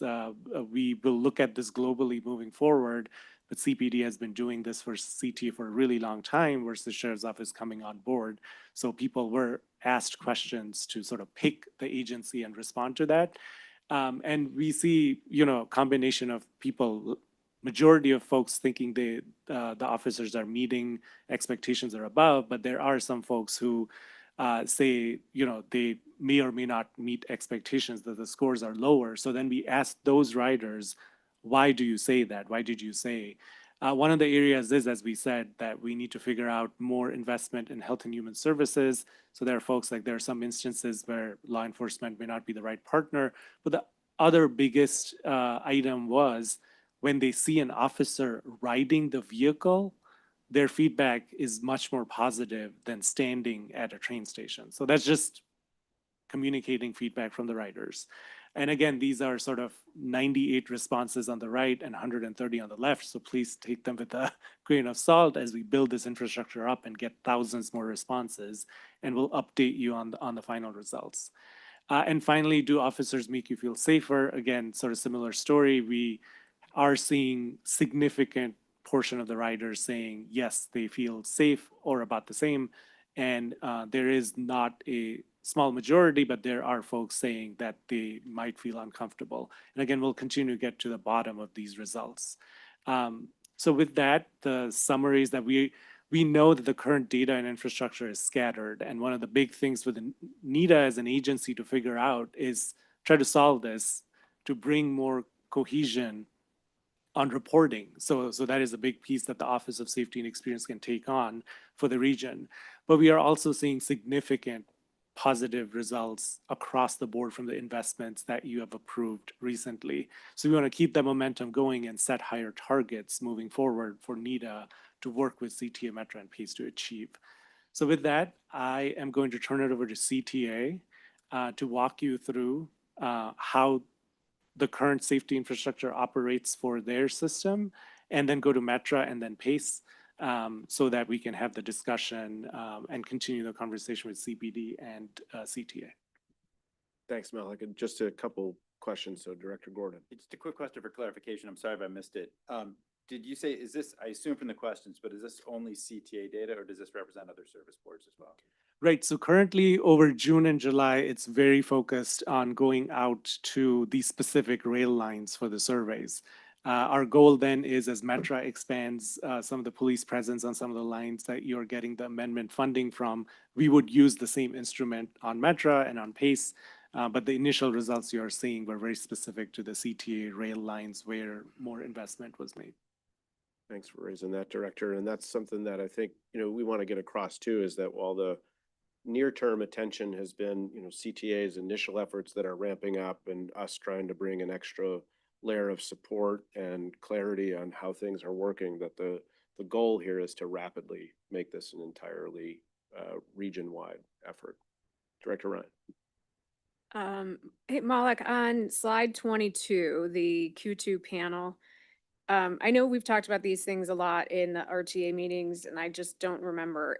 Are you able to see geographically where people are saying, yes, they feel safe and no, they don't feel safe? So like, is that 22% of people that don't feel safe traveling from home to their first station? Do we know, is it in the same area or is it widespread or? Right. So I'll make sure the team brings some details next week when they fully present the results. But yes, we do ask other questions like, what is your Sometimes we ask the zip code, but I'll confirm, but we do ask, what is your primary train station or bus route that you board at? So that can give us an indication of narrowing down the top 10 locations, for example, where the satisfaction is the lowest. We can Yeah. definitely do that. That'd be great. Thank you. That's a great way to concentrate and prioritize. And another recommendation is perhaps the BCG consult team or our team can look at our peer metro regions and the questions that they ask that are relative to this to see if there's ways that we can benchmark ourselves against them. And to your question, Malik, about the goal, I think that's another way to sort of calibrate what a short-term goal for us would be on the satisfaction and safety piece. I remember there's an infamous New York Times op-ed that claimed how much better Chicago was doing than New York several years ago, and the number there was 85%. That was enough to spike the football. So I don't know if that's the appropriate number for today, but it should be something that we look at, and hopefully we can get to that good news again. I think we hand it over to Joe, and also Dan will be part of the panel. So as we talk CPD, we're gonna move to Metro. So we have about 2 to 3 slides per agency. So we'll start with CTA, and I'm happy to move the slides for you, Nora. And Chief, Sure. as you- Yeah, I'm going to kick this off. Just one commentary on surveying. It'll come up in these slides, but CTA also does really deep dive surveys. You know, since 2020, we've done 12 different surveys that have really dove into a lot of those similar questions that ask respondents to first identify their regular line or bus line, so you know where all of that information is coming from, where that experience is coming from. So I think there's a lot to build off on. They get really, really detailed in terms of how you feel walking to the train, standing on the platform, being in the rail car, walking off the train, you know, so you really break down the sentiment from the entire experience. And we've used that over the years to really drive our resources and our strategy. So there's a lot to build off of there too. So I'm going to walk through a bunch of slides that were kind of asked of information that we wanted to talk through today. Just before I jump in, to make sure I don't get these points out of the way, everyone's complimented a lot of the partnership here, but I just want to reiterate, there's really a historic level of conversation across departments, across entities going on that's producing really positive progress that you're going to see us talk about and has been referenced today. So I want to first recognize that. I also want to recognize, you know, we're at a historic moment in terms of the resources on CTA just in the past 24 hours in terms of what was approved yesterday by our board in, you know, never before seen levels of non-law enforcement resources as well being deployed on CTA in a pilot fashion. That's going to bring some really interesting results to the NITA table as the programs around both law enforcement and non-law enforcement are going to be designed. So there's really exciting work going on in lots of realms at CTA. So we were asked to talk about what information we use to drive our decision making. I think one thing to note here is this is a great conversation. There's almost so much to talk about that I think it's good to have this meeting and talk about it, but all of these things could kind of warrant their own week-long workshop in terms of what we look at. But in a foundational way, I want to remind everyone that there is a public crime dashboard that CPD publishes that breaks down CTA crime. That's on the next slide. We've given a snapshot of that we'll walk through. But that's a key foundational resource that's going to show you that overall major crime is down 30% across our entire system. And that's what you've heard quoted and is a really significant, notable drop. And it also breaks it down by mode as well. The National Transit Database also reports major security incidents, and that's information that we feed to the NTD. That's a federal entity that tracks these incidents. You're also seeing some really positive trends on that public dashboard. You're seeing rail security incidents down over 60% in the past several months on CTA. Again, the impact of a lot of this coordination and this work. This last bullet here is talking about transit worker assaults, and I'm going to have Joe talk a little bit about that. This is a particular category that's tracked from the federal level, an incredibly important category that focuses on our workforce experience, and it's something that we report out to them. We are seeing some more positive trends in that direction as well. So assaults reported to our control center have been down year over year for the past 6 months. All of these incidents are transit worker assaults, any crime is incredibly important and serious. So as I report through positive progress, I just want to make that very clear that the focus on this progress is because of how important this work is. And when we see these positive trends, we want to keep them going down in an aggressive way. But I'll turn it over to Joe Bird, our Chief of Security, just to touch on what he's looking at. He's new to our team, but not new to any of these issues. So he dove in, and this is one of the things about transit worker assaults that he's thinking about as well. Good afternoon, good morning. Joe Bird. First, thank you for having me come here and talk, and appreciate the NITA Act and everything that's being talked about. I've been handling, I was the commander of public transportation with CPD, loved it. You know, we don't pick our command ship. Superintendent calls me and says, I'm going to make you the commander of public transportation. And I told him, I don't know if you know, but my mom never had a driver's license. We grew up in the city. We use public transportation. My dad would tell me, if you're going anywhere, take the green limousine. The buses used to be green back then. So I just want to, it is very important to me. And to talk about this, when I was the commander of public transportation, I went out and talked to the unions. I know Penny, I know Keith. And the reason why Yvette made that comment is because anytime an employee of CTA was a victim, and I was a commander of public transportation, I read that case report. I sent an email saying, I want a condition of their release. This is a place of employment for the victim. She didn't talk enough how much hard work they have done on this. Back then, it was a no. Judges were telling us no. I'm like, this is where the employee works. Then they got to the point where they were getting no unlawful conduct. Well, I would say that's expected, right? That's the release. You could go to CTA, but you can't commit unlawful conduct. Now they're to the point where they're getting stay away orders from there. So the work has been, this has been going on for 3 years. I bug them all the time. Every time an employee of CTA was a victim of crime, I thought that was the strongest argument to make in front of a judge, that this is where the person works and they should have a stay away order. Second of all, since I've joined just in the month, I have now updated the union leaders, Penny and Keith. Every Sunday, I go over all the incidents that occurred. And then this past Sunday, I sent an email, great cooperation.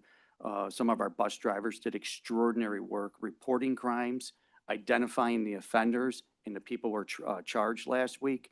So every week I send them an email and my phone is open to them. I don't want to say this lightly. Riders are probably the most important, but I think as a chief security officer, it's the employees that I look at as my number one priority.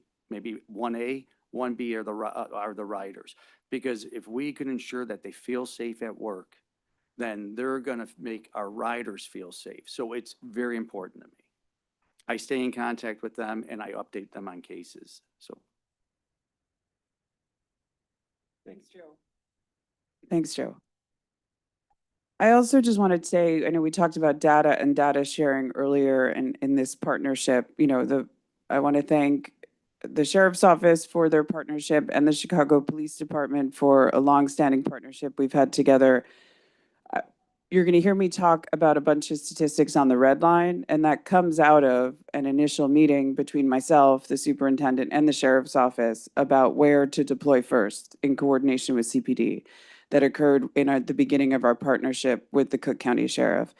And we did review data there and talked about the red line and the concentration of crime that we did see on the red line. Over 43% of major crime prior to March was occurring on the red line. So they did deploy in a way that was targeted there. And was in addition to 9 to 10 months of a targeted deployment of the Chicago Police Department in the overnight hours on the red line from Roosevelt all the way to 95th. So what you're going to see is a really marked drop in crime on the red line in the past several months. So major incidents on the red line are down over 60% since that deployment began. And there's a lot of numbers that get thrown around, but something I focused on yesterday that I just want to also point out is when you see crime decrease, You want to also look at service improvement. You want to also look at ridership increase. All of these things cascade and have positive impacts across so many categories. So this attention and support for the South Branch of the Red Line has meant that ridership has increased in that branch by over 7% since March. And this is actually turning around a decrease in ridership that was occurring on that branch. So not only has it increased, it changed the trend, and it's outpacing other areas of our system because people are feeling better and more supported in that area. So that's produced really strong results there. I'd also point out that when you see crime reduce across CTA, you see delays because of disturbances, unsurprisingly, really drop. So one of the things since I've taken over CTA has been focusing on the reason for service impacts. You know, I think we talk a lot about when service is impacted, but breaking down, is it related to crime? Is it related to a lack of bus supportive street infrastructure? Is it related to aging infrastructure on our rail side? And then targetedly making impacts based on that information. And these increases in resources are showing a really improved level of service delivery. Year to date, major delays are down 30% on CTA, and much of that is coming from a marked reduction in disturbances across the system. So with budget and staffing, you see up there the breakdown of the CTA funded security work on our system. First listed there is the Voluntary and Special Employment Program. That is the vast majority, that's a Chicago Police Department partnership that we have. There's also a small percentage that's to do with our suburban police departments that we have a similar program with. You also see our private security laid out there. And then the newly approved Safe Ride Specialist, that budget amount you see there is just for 2026, and it's going to extend into 2027 for the 12-month pilot. Staffing targets are laid out there. That's just for the CTA funded work of the level of officers that you see across the Voluntary Special Employment Program, our K-9 officers, and now the Safe Ride Specialists who will begin next month on CTA. And that's a combination of crisis intervention specialists as well as violence intervention specialists. So it's a really dynamic group of people on CTA that will all have similar vests on. So it's going to be a same colored vest marked as Safe Ride Specialists. And that's when I say it's a historic moment for people that ride CTA, that's a whole layer of resource and activity that did not exist before that's going to be supporting all of these efforts. So you can go to the next slide, Malik. This is the dashboard I mentioned, just to remind everyone that this exists and is public all the time. It tracks CTA crime. It's from CPD. This is all city-oriented crime, I believe. Commander Osagora, you could clarify, but this shows, you know, the numbers are kind of small up there, but you do see a lot of green, and that's because things are trending in a positive direction across so many of these categories because of these increased resources. So this shows that 30% drop in major crime across the entire system that is reflected across modes. You see an even deeper drop, nearly 40% year to year, when you look at just our train system. We also look, you know, line by line, not just across our entire system. So I also want to point out that crime on the blue line is down 20% year to date, and major crime on buses is also down more than 20% when you dive deeper into the data that CPD produces. Next slide, Malik. I mentioned we also look at rider data and surveys to drive our decision making. So I mentioned these surveys, we've given 12 just since 2020. They take a deep dive into people's experiences on security. And this has driven a lot of the programming that we've put together in coordination with the Chicago Police Department. Launched last year, we started the Transit Rider Interaction Program that's very targeted in terms of having Chicago Police Department officers getting on trains and interacting with riders on the train. That was driven by the feedback that I hear you saying you're also getting from the most recent survey, that people value seeing officers on the train. We've had over 800 trip missions since we launched that program. It's very active and is a way that we engage with our voluntary special employment program officers to design deployments on the system. And this also mentions a specific security intervention survey that we did in collaboration with RTA just this summer. This also lists our outreach contracts and the outcomes of it. Again, big news on that yesterday, but that builds on our longstanding partnership with the Department of Family and Social Services for outreach on this system with Thresholds and Haymarket. Yesterday, the board approved expansion of that program, and that's coming from years of experience of noting that it is so important to have dedicated beds that can be accessed for people that want to accept services. So the funding that was approved yesterday expands the number of beds that are dedicated to people who accept services from CTA. But I know there's a lot of questions sometimes about the outcomes of this work. So what you see on this slide is evidence of how much we track this information in collaboration with these partners. Over 15,000 interactions, 500 riders that are actively in case management, and over 220 that have been placed in permanent stable housing over that time. And again, that's going to be supplemented by the work that's happening with our Safe Ride Specialist program beginning next month that was approved yesterday. The last question here was about engaging with employees. We've talked so much about that important topic, and we will continue to always strengthen that. But I want to echo Joe's commitment to this and Commander Osagora's commitment. You see he was ready with the information of all the work that's been done with supporting employees, and it certainly is driven much by our work with the Cook County State's Attorney's Office, and I know the union representatives have met directly with her office as well, and that's because of a very shared commitment of focus in that area. Our employees, are on the system for hours and hours at a time, right? So when we talk to riders, they're getting on and off for a 30, 40-minute commute. Our employees are on there for hours and know it in their bones like nobody else does. So we need to continue to build that partnership, but we've had some great lines of communication open to date, and that will continue to inform deployment. I'll turn it over to Joe and Commander Osagora to share anything more, but I would say that even just yesterday, Joe, you're sharing information with the Sheriff's Office about bus deployments and coordinating in that way, and all this work is very active. So thank you. Yeah, I would just echo if you look at the earlier slide, you don't have to bring it up with the bar charts. What did it show? It showed consistency. Crime has gone down every month. And I think one of the reasons, there's many factors why crime goes down, but I think they increased VSEP, the Voluntary Special Employment Program, where you increase police officers on the system, and the Cook County Sheriffs came on board. And they've been incredible. If you saw that the survey, that they're positive seeing the sheriffs on board. When we went to the RAP session, a lot of the employees were grateful that the county, so increase in Chicago Police Department, putting the county and then the state's attorney. I mean, crime is at an all-time low. The numbers are lower than the past 5 years. So if you have any questions, and I pass it over to Al. I took the green limousine also when I was a kid in the train, just like Joe. I was Joe's captain for 2 years.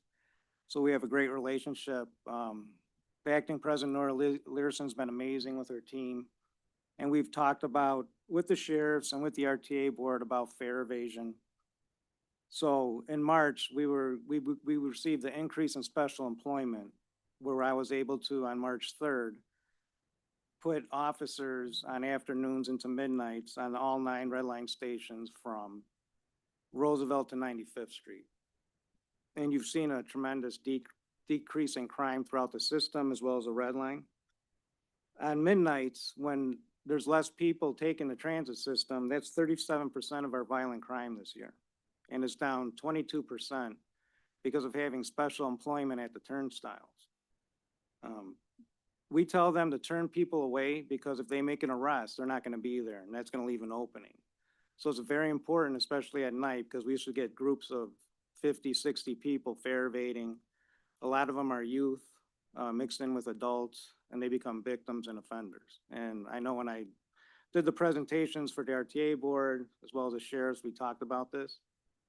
So having special employment there at night really helps us. With the increase in special employment, we're able to put officers on the Blue Line West, which is the UIC Medical District, as well as the Blue Line North, which goes out to O'Hare. So you've seen a decrease there and you see more officers out there.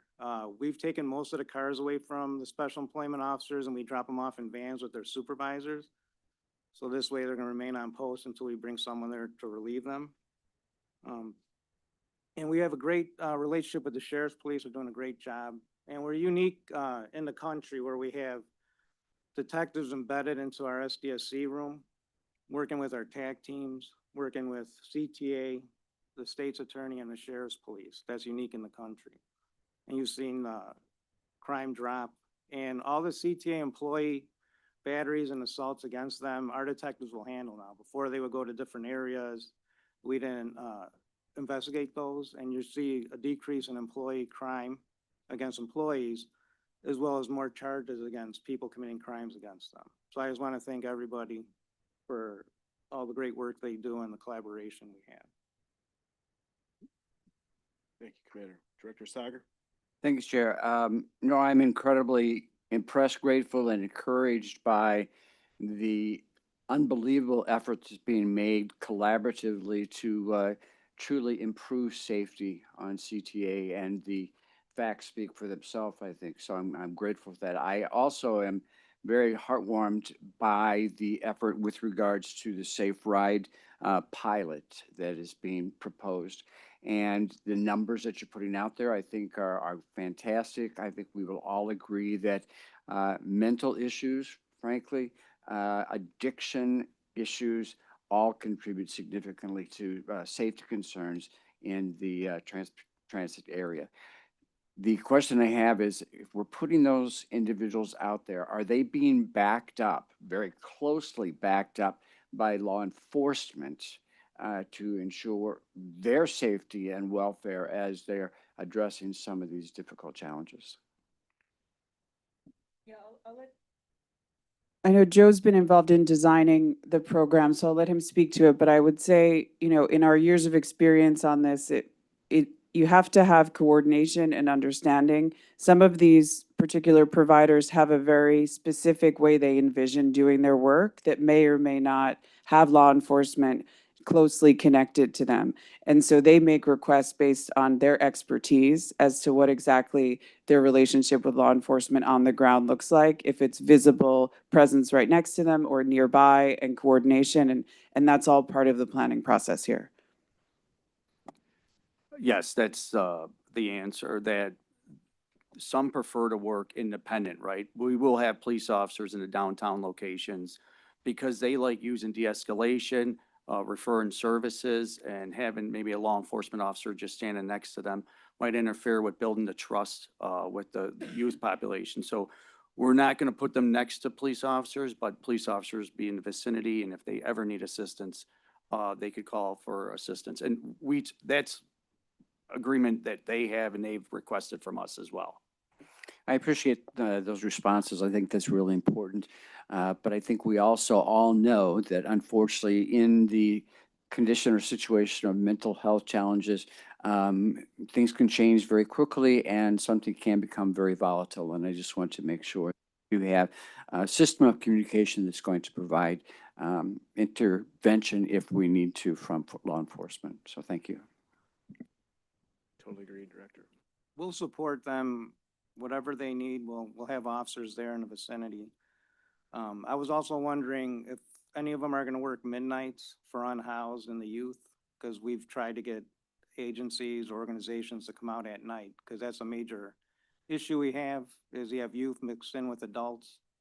And is there going to be any type of program on overnight, the midnight hours? Well, another point of, this is where that coordination is incredibly important, as the sheriff also has his social service agencies that are available. Malik had mentioned the state and the beds that are available there. So we're bringing an enormous new level of support and making sure that we're deploying that in a way that's conscious of what could happen, and using all of that in the most efficient way possible is a challenge and an opportunity. And I think too about the NITA Act and its focus on hubs. So again, this isn't a city issue. Those places like Forest Park, or Jefferson Park, or even, Joliet, where you have hubs intersecting with the Metro system and their police department, and now additional social service agencies that are coming into it. What I think for the next visit too is a little check-in on what's that table look like? How is that communication flowing? How can we use our consultant support to really even that up in the best way possible, and use, again, this might be a place, Dan, where you get an opportunity to engage in a way where you hadn't before, maybe more with the PACE system or maybe on the CTA system. And I know this is particularly important to Director Hoskins, who's coming on board, the Mayor of Forest Park, where we have a unique responsibility at NITA where we're going to have to also fund the work that's happening there. So in addition to that sort of comment, I'll just ask about evaluating the performance of the interventions that we have. And I listened to the hearing yesterday, and you have key performance indicators for your social service work. I think that's great. How are we doing that on the police and the security side? So is the VSEP program, or your regular deployment, how are you looking at, okay, this was effective, this is working, did you have the right force out there? What does that look like in the aftermath, and how do you adjust to improve? So we use data and we use officer observations. But the red line south has always been historically a lot of issues with crime. And so having special employment fixed on all 9 of those posts on afternoons and midnights, you've seen a tremendous decrease in crime, and that affects the whole system. That's why you see the system crime is down. Because we've had the groups that, we had large groups on midnights that aren't as large anymore, but they'll take the train downtown and they may commit a burglary or rob someone on the street, take the train back. So just preventing people from fare evading, getting on, going to other parts of the city is helping the city reduce crime. So I think, having the strategies out there, seeing everything getting reduced, if we would pull people off of the red line south, you're going to see crime go up. So we have to stay vigilant and keep our officers there. And we move our TAC teams around wherever we see any trends, and they do an amazing job. They've made over 1,400 arrests this year. And, they assisted detectives, where we're down 45% in robberies. We have a 45% clearance rate in robberies, and that's something that we've always been historically high with, especially on the red line south. Commander, one of the things that's contemplated and we'll have to figure out is who owns contractual arrangements on safety and security. Does the CPD have similar VSEP programs with other entities? I think just CHA is left. Because they used to have the parks, but that went away. And I think just CHA has a small amount. Navy Pier have something. Sometimes I see police out in. There's a couple that have arrangements where officers would wear uniforms, but it's a separate, officers go directly to that agency and work at that agency. But in terms of having an IGA with CPD, I believe it's probably just a park district. And as Al mentioned, CHA, small amount, but there are other arrangements, just not the IGAs. And this is a good place as we're thinking deeply about the arrangements that we have and what's effective, to rely on the consultant support we have to look at how other police forces are interacting with transit systems or other entities, that we might bring changes to the arrangements so that we can, better deploy the forces and maximize the investment that we're making. Other questions? Director, I just wanted to add in terms of what is measured. Certainly, it's crime data broadly. Some of the statistics I gave show you that we break down what's on that dashboard, then by line, by branch, to make sure that when we're deploying targetedly, that we're seeing the effect we want there.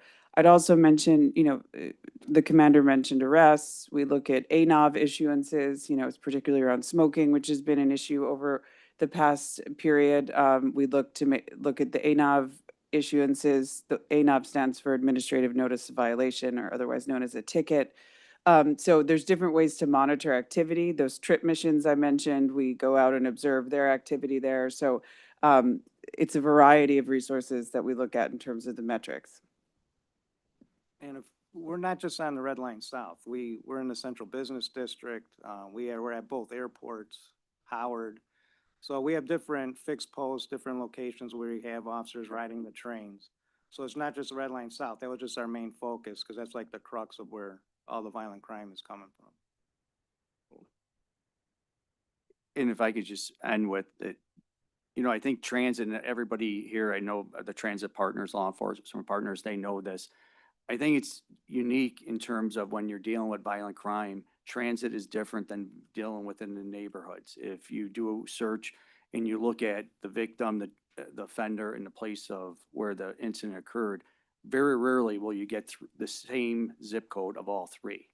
Transit is the movement of people and finding where they're coming from before they commit the crime. And that's why I think his, Al's strategy doing the, protecting the Red Line South, it's preventing crimes from elsewhere, helping on the system.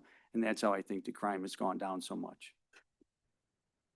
Thank you, Joe. Any other questions or comments?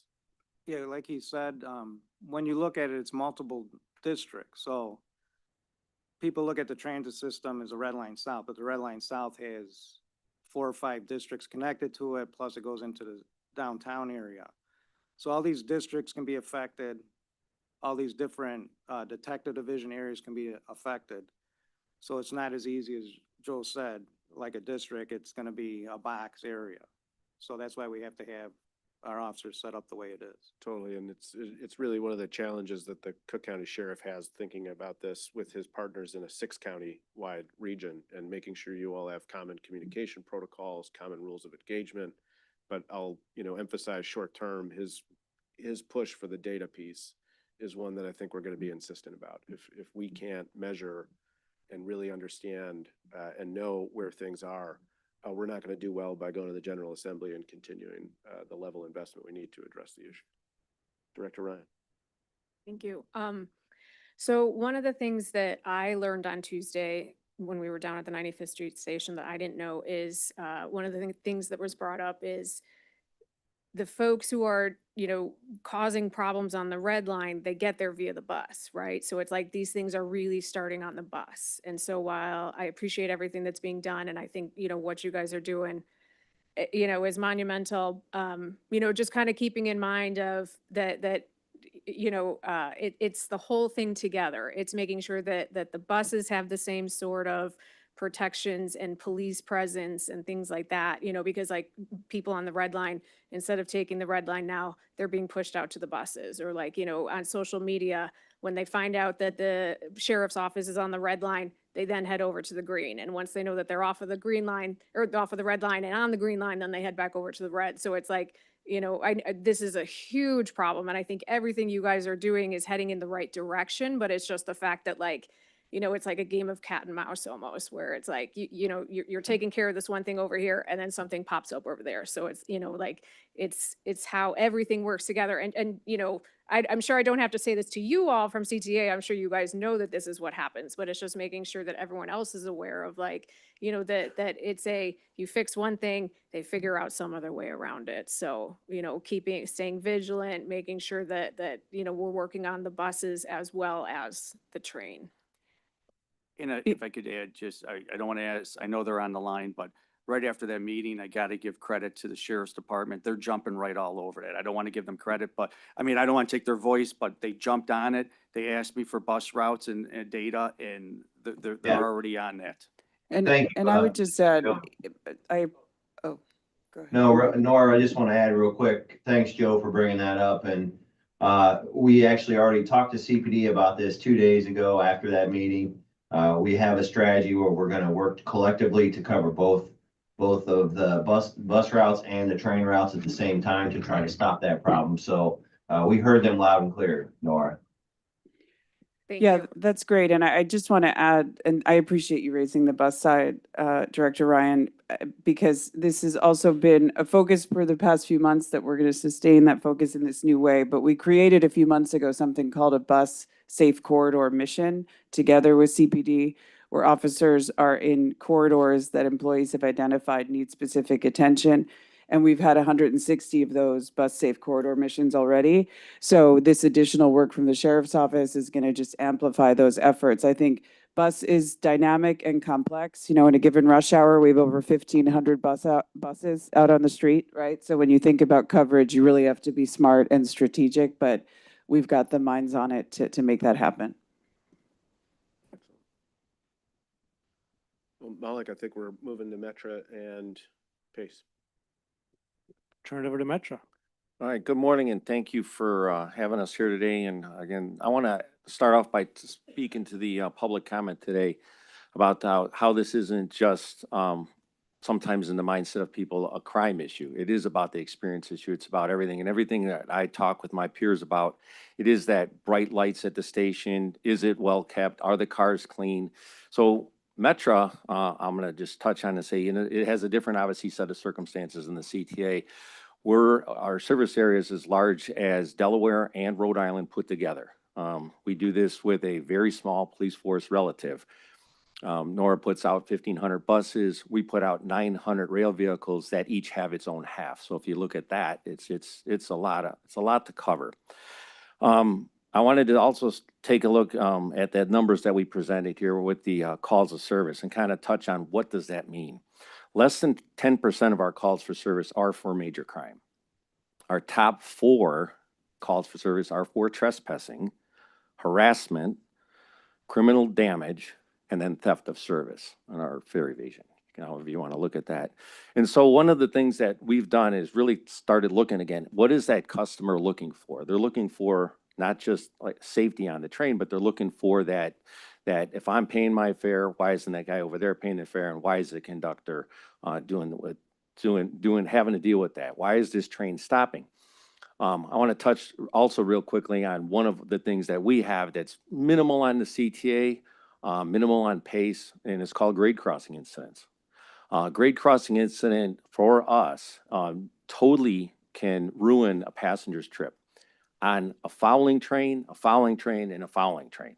Sometimes it can actually bottleneck the entire Union Station. It's not as bad as it used to be, but when that happens, thousands of people have had a horrible experience on Metro that day. Sometimes they're getting off the train if they're at a place of safe embarkment, and then they Uber and they complain about, now this $50 Uber fee, to get to where they want to go. So again, I think the whole comprehensive picture, as the public speakers spoke about today, is something we continue to have to think about and focus in on. One of the things that we've done is put together a fare verification pilot. We just finished that recently. We learned a lot from that fare verification pilot, such as some of the technologies that we're using today wouldn't make it more ideal for the conductor to get through the train. The conductor gets harassed when he asks for the fare, and somebody's like, I don't have my fare. So take that element out of there and let the conductor get through the train a lot quicker, more efficiently, is one of our tactical solutions to working on this. As we adapted technology, we're setting ourselves up for the future. We obviously know we want a fare integrated system, but it also has to be user-friendly for Metra. And what I mean by that is we are a non-gated system. We are an open system. So people can do different things when it comes to fare evasion than they can in, say, a gated system. Our grade crossing instance, again, I just want to kind of touch on that. We have to partner with the 178 communities that we service. We partner with CPD as well. But in that partnership, regardless of whether it's a Metro train involved, Metro Police are the ones that respond. These are now the known experts in the region on how to handle incidents on the railroad. Per federal law, we actually train all of the other municipalities on emergency response with inside rail vehicles. We obviously work with a lot of those alphabet type organizations with 3 letters, and really are become this centralized resource. Years and years and years ago, If an incident occurred, they said, no, Metro, you stay away. Now they say, Metro, when are you going to get here? And that's really because of the leadership of our police department. So I want to kind of hand it over to Chief O'Shea and touch one other thing. And maybe it's on the other systems as well. But one of the things we've been really concentrating on for the last 2 years is human trafficking. So human trafficking on commuter railroads or regional railroads is known. You're taking somebody from maybe a more affluent area where that now is a service that they're looking for, and they're moving it to other areas. It's something you don't think about. We've put together our own human trafficking unit. We've held 2 human trafficking summits. We're partnering with a lot of the federal agencies on combating human trafficking. Again, this all goes down to that passenger experience. So I'd like to hand it over to Chief O'Shea to talk a little bit about how he gets that work done with just 150-ish officers plus now. Good morning, thank you. Going off the slide and the information that this board requested, you can look at our calls for service. We can only go back to 2024 because we implemented a new RMS or records management system in 2024. Prior to that, a lot of the stats weren't kept, or that's an antiquated system. So you can see our year-to-date calls for service, and as CEO stated, I mean, trespassing and criminal damage remain our highest calls for service. Fare evasion is up there with theft of services, but we work hand in hand with the conductors.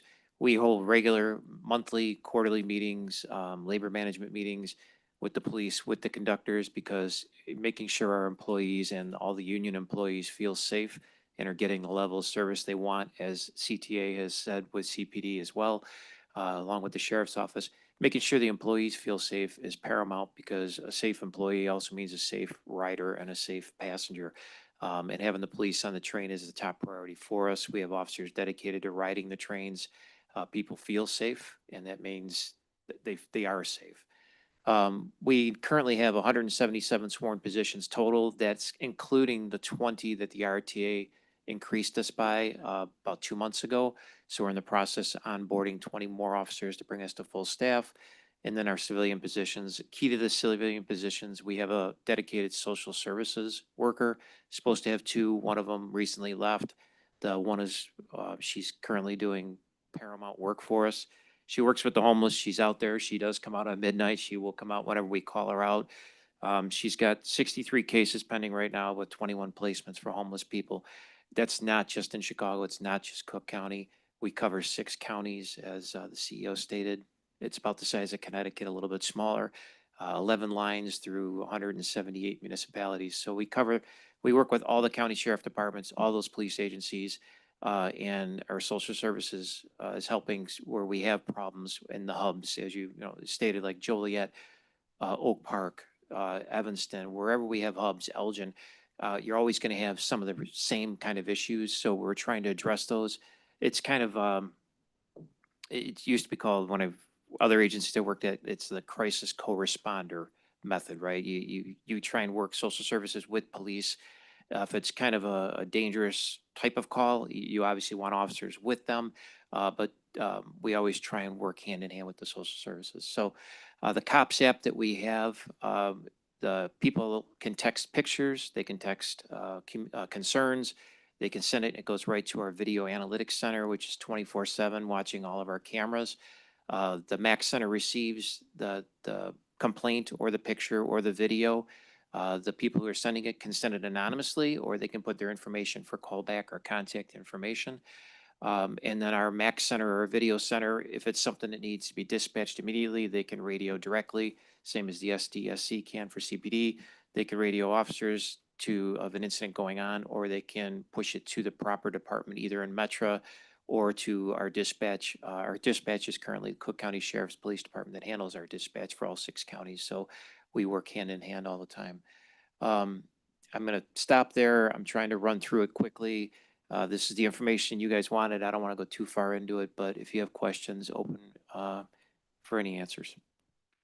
Thank you, Chief. Questions and comments? I do have a question. It looks like you're trending. Oh, sorry. It looks like you are trending every year higher in terms of the number of calls to the system. And I take it, I again compliment Metro for having the QR code on the rail cars. what do you think is attributable for that spike in getting the public to respond to the calls? So a couple things. One, technology, making it easier. Everybody has a cell phone, right? But you also have ridership has been going up after COVID. It's going back up. We didn't track numbers prior to 2024 with the records management.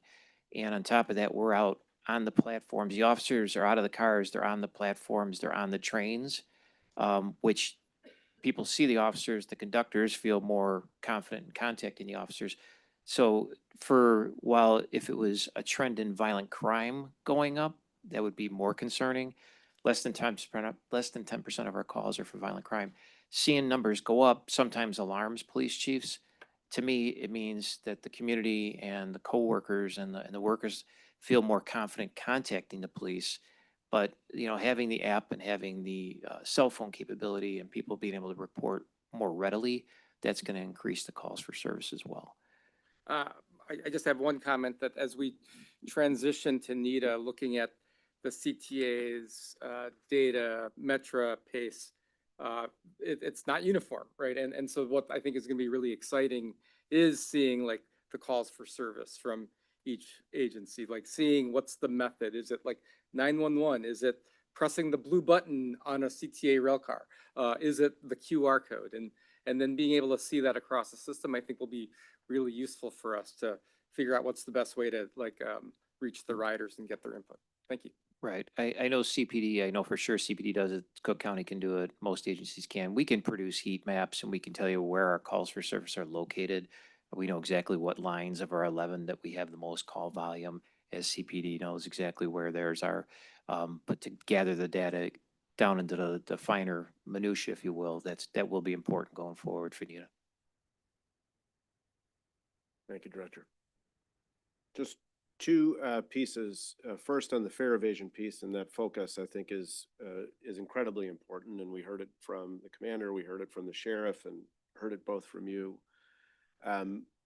What sort of data do you have on the prevalence of the issue on the system, and how are you trying to adjust? You talked about the pilot, but in the same way, I think for CTA to also produce a little bit about where that's happening more often, both on the bus, how are we measuring it? And heard from some of the bus operators, what they do, what happens to that data. I think we aggregate that up a little bit because fare evasion is not a one system issue. It's really across the board. And NITA is charged with expanding fair fares program so that a low income access to the system will be there. So it's not this, no longer over some time won't be an issue of not being able to afford it. So it's really getting to the point where we're just losing revenue. Yeah, and this is something that's very, very hard to answer, and I'll state that because of being an open system, we have no idea who walked in the door. There are numerous times, we'll just say some BNSF trains are pushing 1,800 passengers and they tend to want to ride only the front three cars for some reason. The conductor can't get through those cars. So as far as we know, there's probably fare evasion occurring in there where people aren't purposely evading the fare. They're just not opening their app and clicking on the ticket. So part of the pilot that we looked at is actually what's called fare verification. We were asking passengers to show us the ticket before you get on the train. And then we were trying to measure to see how the behavior changed over periods of time, what type of ticket they were using. 84% of our passengers do use the Venture app. And then what kind of responses we could get to the crews. Now, we didn't do this during rush hour because we would totally bottleneck our depots, and we only did it at the downtown depots on outbound trains. That right now is an ability for us to provide data to NITA, security, safety, and fares as we move forward to see how to really address this. And again, it's a hard answer because someone may buy a monthly ticket and we've got their money on the 31st of the month before, and it's good till the 2nd of the month after, and ride as much as you want. You're not evading a fare if you don't launch your ticket. But there's a lot of people that'll do what we call zone jumping. They'll buy a zone 2 and then they'll, I don't know, I forgot I was riding the zone 4 today. Slight mistake. It happens once in a while. So the one data point we do have is when a conductor catches that, they can report saying, hey, I've got someone who won't pay their fare evasion or theft of service, but not every single one of those passengers ends up there. Sometimes they say, you're right, I need to launch a zone 2 ticket. Or you're right, I have to take a look at here's the extra money, and however that works. Now, we still do cash on trains, although it's very small, it's like 3%. These are some of the things I think the new board's gonna have to look at. The idea of maybe a penalty that sits on the train if you evade a fare, if you didn't have your fare before you got on the train. There's so many different mechanisms that our other sister agencies. New York right now, I would say, hands down, is the best example of attacking fare evasion as far as all of my sister agencies, peers that I have to work with. And I think there's lessons to be learned there. We sent purposely and deliberately our police, our conductors, and our technology folks to New York, to New Jersey, to Philly, to really get lessons, best lessons and practices before we actually kicked off our fare verification pilot. But so I know I answered your question in a very long way that we really don't know how big it is. I think, I mean, if anything, Jim, I think it highlights the amount of work that's going to happen at NITA on fare policy. You know, that's now the NITA responsibility, and getting that right across all of the service boards and with an early attention to the fare evasion, I think is right. And we'll have some capacity to take some of the lessons you learned from your peers and some of the international examples with the consultant to bring that to the table. So appreciate that. I'll leave you all with some homework too.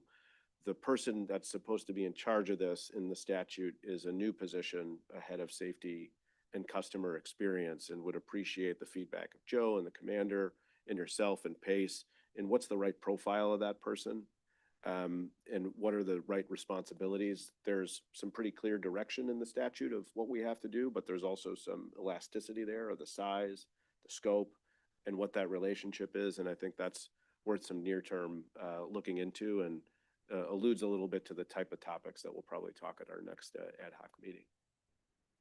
With that, I think we have Pace up. Melinda. Good morning. Thank you very much for the opportunity to talk about security on our system. We've heard a lot of great testimony and a lot of comments from the state's attorney, from Cook County Sheriff, from the city of Chicago. And I have to commend the Cook County Sheriff for his work on our system. It's been very open. He's been riding our buses, which has been tremendous. In the past, we have not had that kind of cooperation on riding our vehicles. I also want to mention that Metra and Pace have a partnership, that Metra Police also will help us and will ride our buses, and we'll go to our stations, especially the shared stations, and there are many shared stations.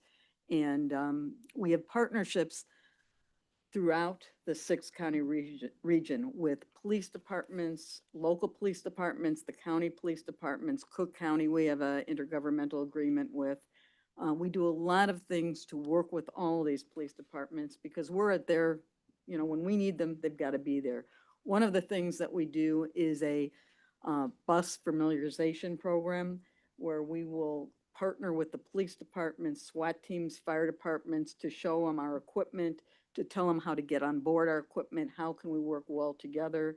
We have a video that we can share with them so that if they don't, their officers miss the training, they can do it through a CD or a video or however they want to access it.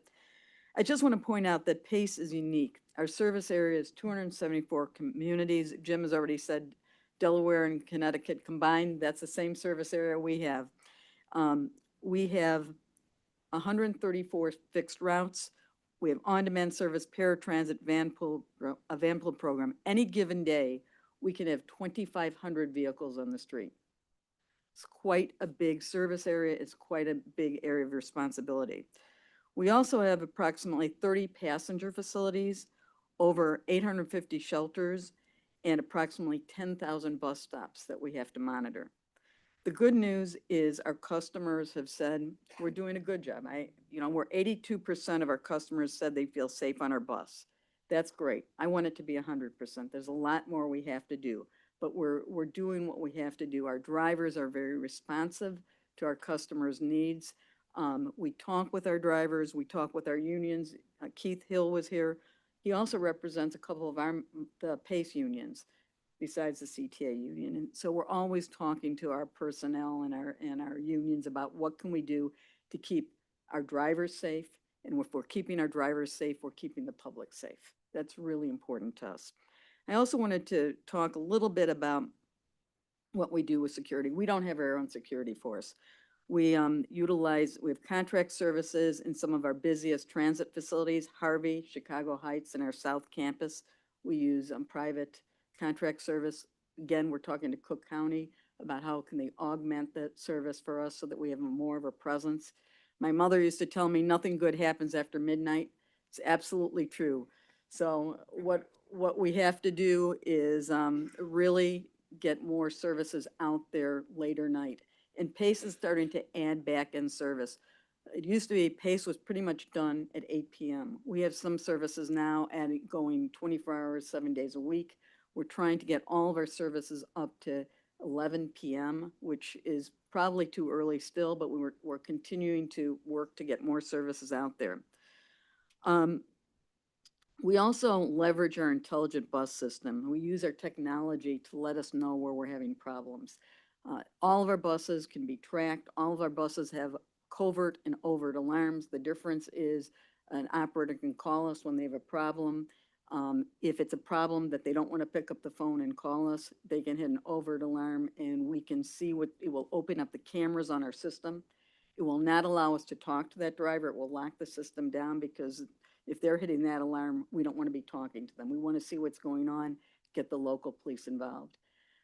With regard to our buses and cameras, every one of our buses have cameras on it, which is a great deterrent. One of the things that we do is we have a TV screen on our buses. So when you walk in, you can see yourself on the screen. And what it kind of does is, deter you from doing anything bad because, if you're on there, we can see it.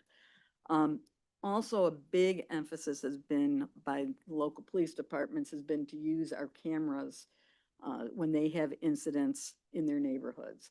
And that is adding a lot of stress onto our system because we don't have the staff that is just sitting there being able to download certain pieces of information. And so we really recognize we have to have more security staff as we move along with this discussion. PACE does need more security staff. Our operations staff is the one who is doing that. The RTA NITA board, under the new legislation, has given us some money to continue to install barriers on all of our buses. PACE used to be a totally open system, no barriers before COVID. We added barriers during the COVID crisis. All of our buses do have barriers.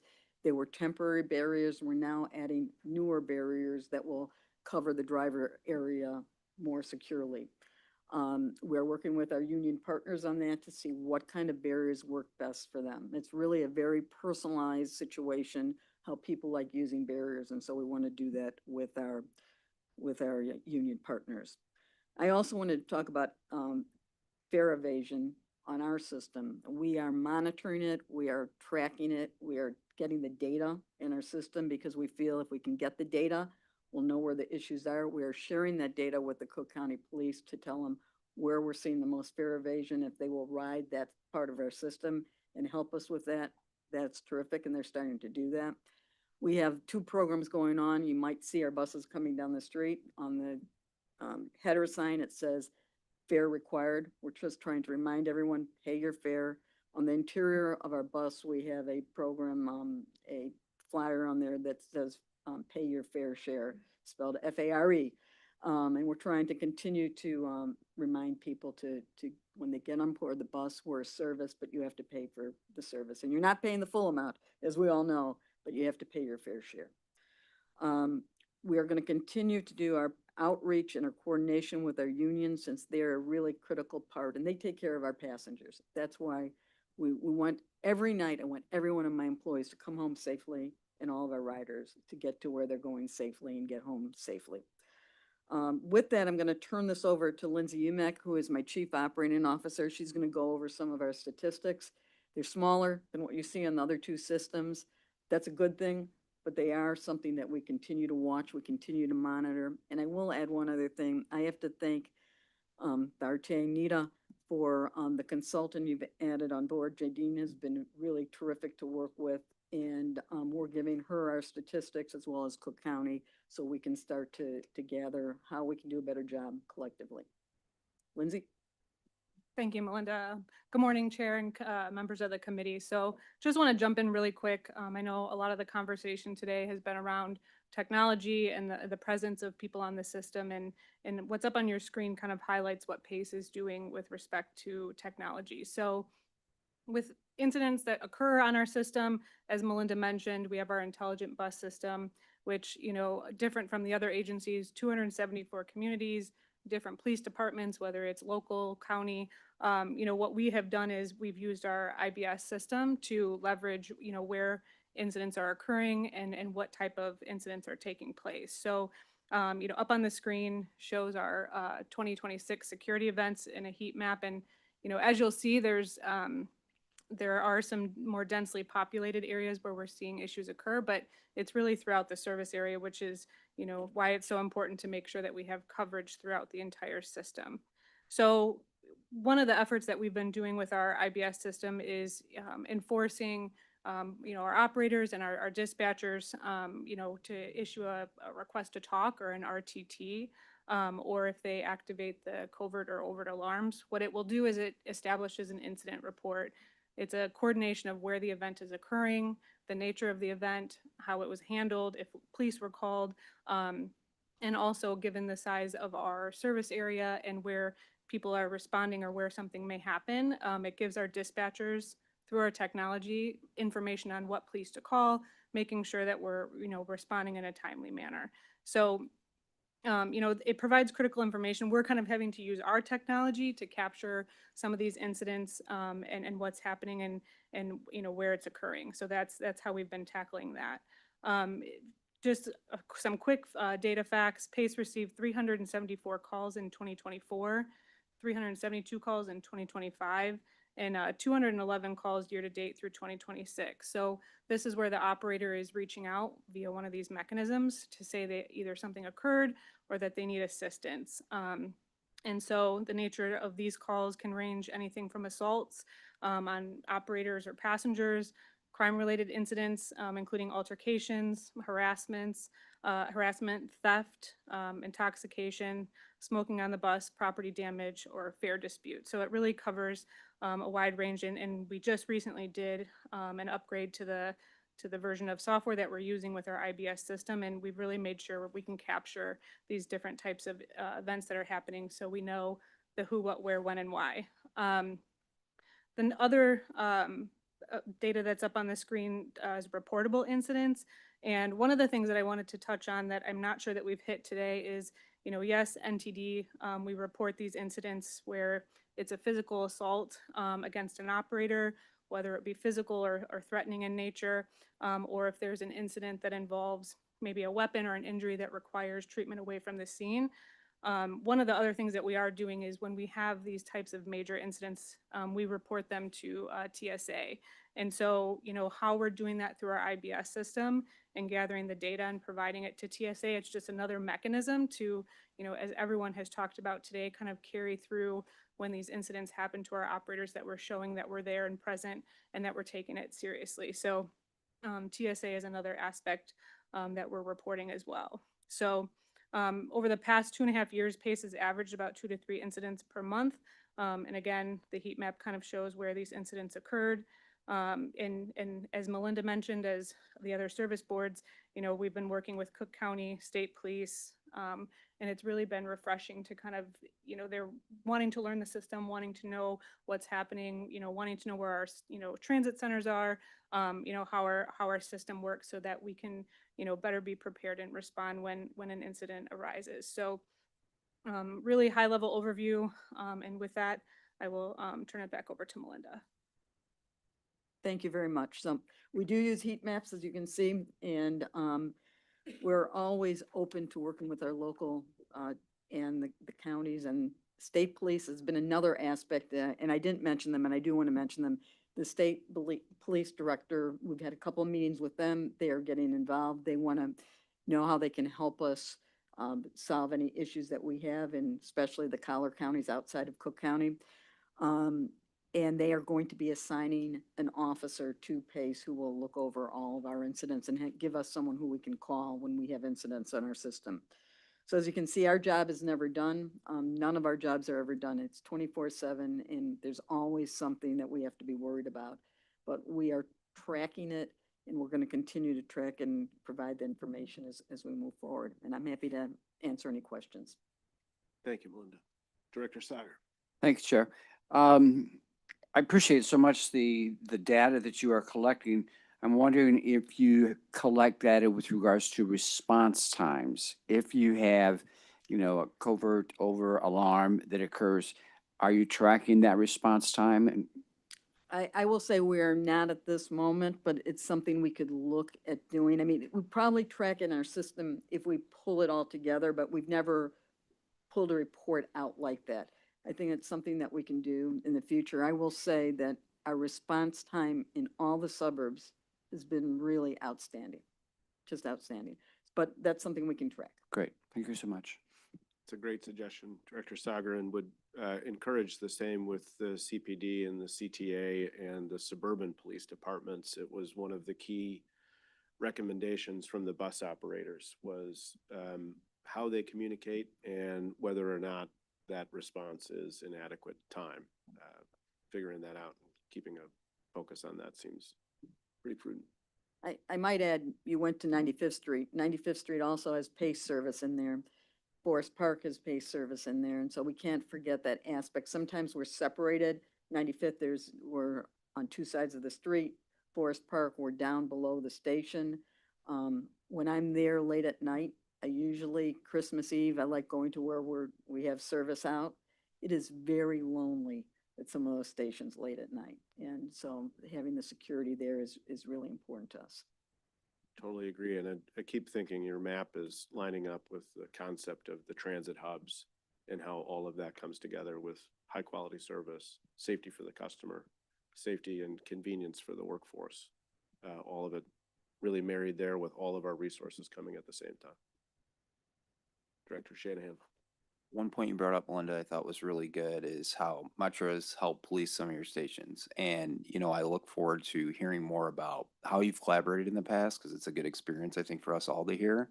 And if Metro has the, ability to still do that, still has the resources, things like that, because it's very apparent that Metro's police force is doing more than ever before.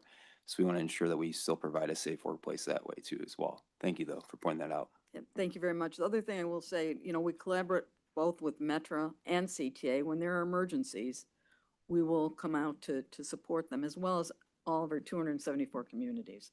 So there's a lot of collaboration going on, and you guys support us when we need it too. So we appreciate that. Thank you. Other questions or comments for Melinda and her team? All right. I think we're getting close to the end. Malik? Well, thank you so much for all the feedback and for everybody for presenting. I think at this point, Chair, will turn it back over to you for any new business. Well, first, I just wanted to say, today, I think demonstrated a few things is that, number one, this is the top Chair, priority. Just a quick, Yeah, sure. Director Noak has his hand up. Oh. Line. Mayor Noak, please chime in. Well, before we went completely on, it may have been mentioned and I may have missed it, and forgive me if I did, just kind of really to all the agencies involved, as we look at the entire system, have we done an inventory of the suburban, especially the suburban departments that are along any of the major lines, whether or not they already have, talking about maximizing resources we already have in place. For instance, which ones have social workers, which ones have mental health approaches already in place. We just expanded ours. We've had it in place for probably 20 years now. But I know that is different in different locations along all our service lines. And I don't know if we have a full inventory of that right now with those partners. That might be helpful as we go forward in maximizing the resources that are out there that are available. And also, I just want to make sure the data we're collecting, are we trying to collect any ancillary calls that may be at either stops or stations that may not be coming directly in, so that we're getting the fullest, most accurate data possible, and determining whether or not those are related to transit activity or unrelated. Just something that as we go forward, we make sure we're getting all the data we possibly can. Just a couple of quick things. I think that's a Thank you. excellent question, Director Noak. I think the one thing that I did fail to mention is that we do use social service agencies from all of the police departments that we go through. We don't have our own social service person on staff. We're so spread out, we use them in the communities we serve. We do not have a good inventory on that, and that would be something that would be great to have. With regard to information, if someone calls directly to the police department, that is not something we would track. And maybe another item to add to the list of things that we need to get done. It's a great recommendation. Chief O'Shea. So we don't have a collective, how many have social service agencies? I know our social workers all work together. They're part of a bigger network across the 6 counties, but we do not have a total list of how many agencies do. And as far as local police calls, if they dial 911, generally we work with every agency, I would say, really, really well, and they call us if it involves anything Metro. I'm not sure on the pace end of it, but there's no way we'll ever know, if Elgin handled something specifically unless they call us or notify us if they took a direct 911 call. But we work so much with all the agencies constantly on the lines. I think we probably catching about 95% of the information. I would agree with Chief that if it's something that affects us, the police department will call us. If it's something they just handle at a bus stop, we may not know, but anything that affects pace, they do give us a call. The last thing I wanted to add to Director Noak's question is also IDPH and counties behavioral health have both created some frameworks of collecting, since it's their responsibility at the county level to look and the state level to combine some of these resources, create an inventory. So we'll continue to work towards that and make sure the locals are contacted as part of the process.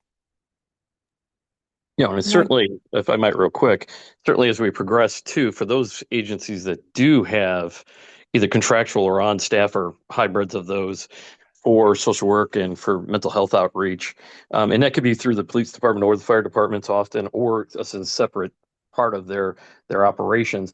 I think it might be good to also look in the future as, to get them to participate in any integrated training that we may have as we go forward, so that we're just, again, maximizing the resources we have. Great recommendation. Yeah, and just quickly, I wanted to add on this question, because one of the interesting things about the contracts that were awarded yesterday at CTA is that they definitely have to do with the city of Chicago. They also have direct impact in a suburban sense. We have Housing Forward on the Green Line Lake Branch going into Oak Park that also is going to offer services that are based in Oak Park, as well as the Street Samaritans are on the Forest Park branch of the Blue Line and coordinating with their services there. So it has a regional approach in that work as well. It's a great real-time example to test out some of those initiatives.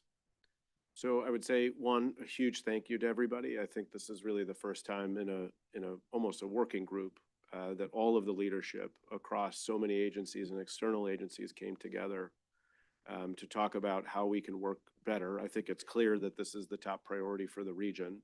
I think it's clear that NITA has given us a great opportunity and spurred a reset and a new level of investment and a new just kind of way of doing things and trying new approaches. And I think it's on us to evaluate this regularly and hold us, again, all ourselves accountable to producing the safest system for the customers and the workforce. And I think it also showed that we have a lot of work to do to make all of that work and to have it be successful. So, but first and foremost, that starts with communicating that to the public and our employees about how important that is, and all of your own individual presence here communicates that, and to do that and dedicate your time, I think is very important. We'll have one more ad hoc meeting. The next one is scheduled for August 26th at 9 a.m. We're going to have CMAP host us. I think that's a good sort of way to show how our MPO, the Metropolitan Planning Organization of CMAP, has been a really big partner in figuring out what the next evolution is for transit and NITA. And the topics that we'll discuss there are really ways that we can have NITA organize itself in the future. So thinking about different types of formats of the relationship between the service boards and NITA, and how often the board works and in what committees or other structures to implement the NITA Act and to meet a lot of the goals and the visions that we discussed today is also going to take organizing our institutions in a new way. Some of those are laid out in the law very specifically and others aren't. And so we'll have the consultant and our teams have a good public forum so that when the service boards and the new leadership at NITA meet, they'll have some options to choose from quickly and can hit the ground working so that they're operating in the most effective way that they can to implement this historic legislation. So if there's no further business, I will entertain a motion and a second to adjourn. Motion, Director Mondero, second, Director Sager. All those in favor? Aye. Thank you very much. Meeting is adjourned.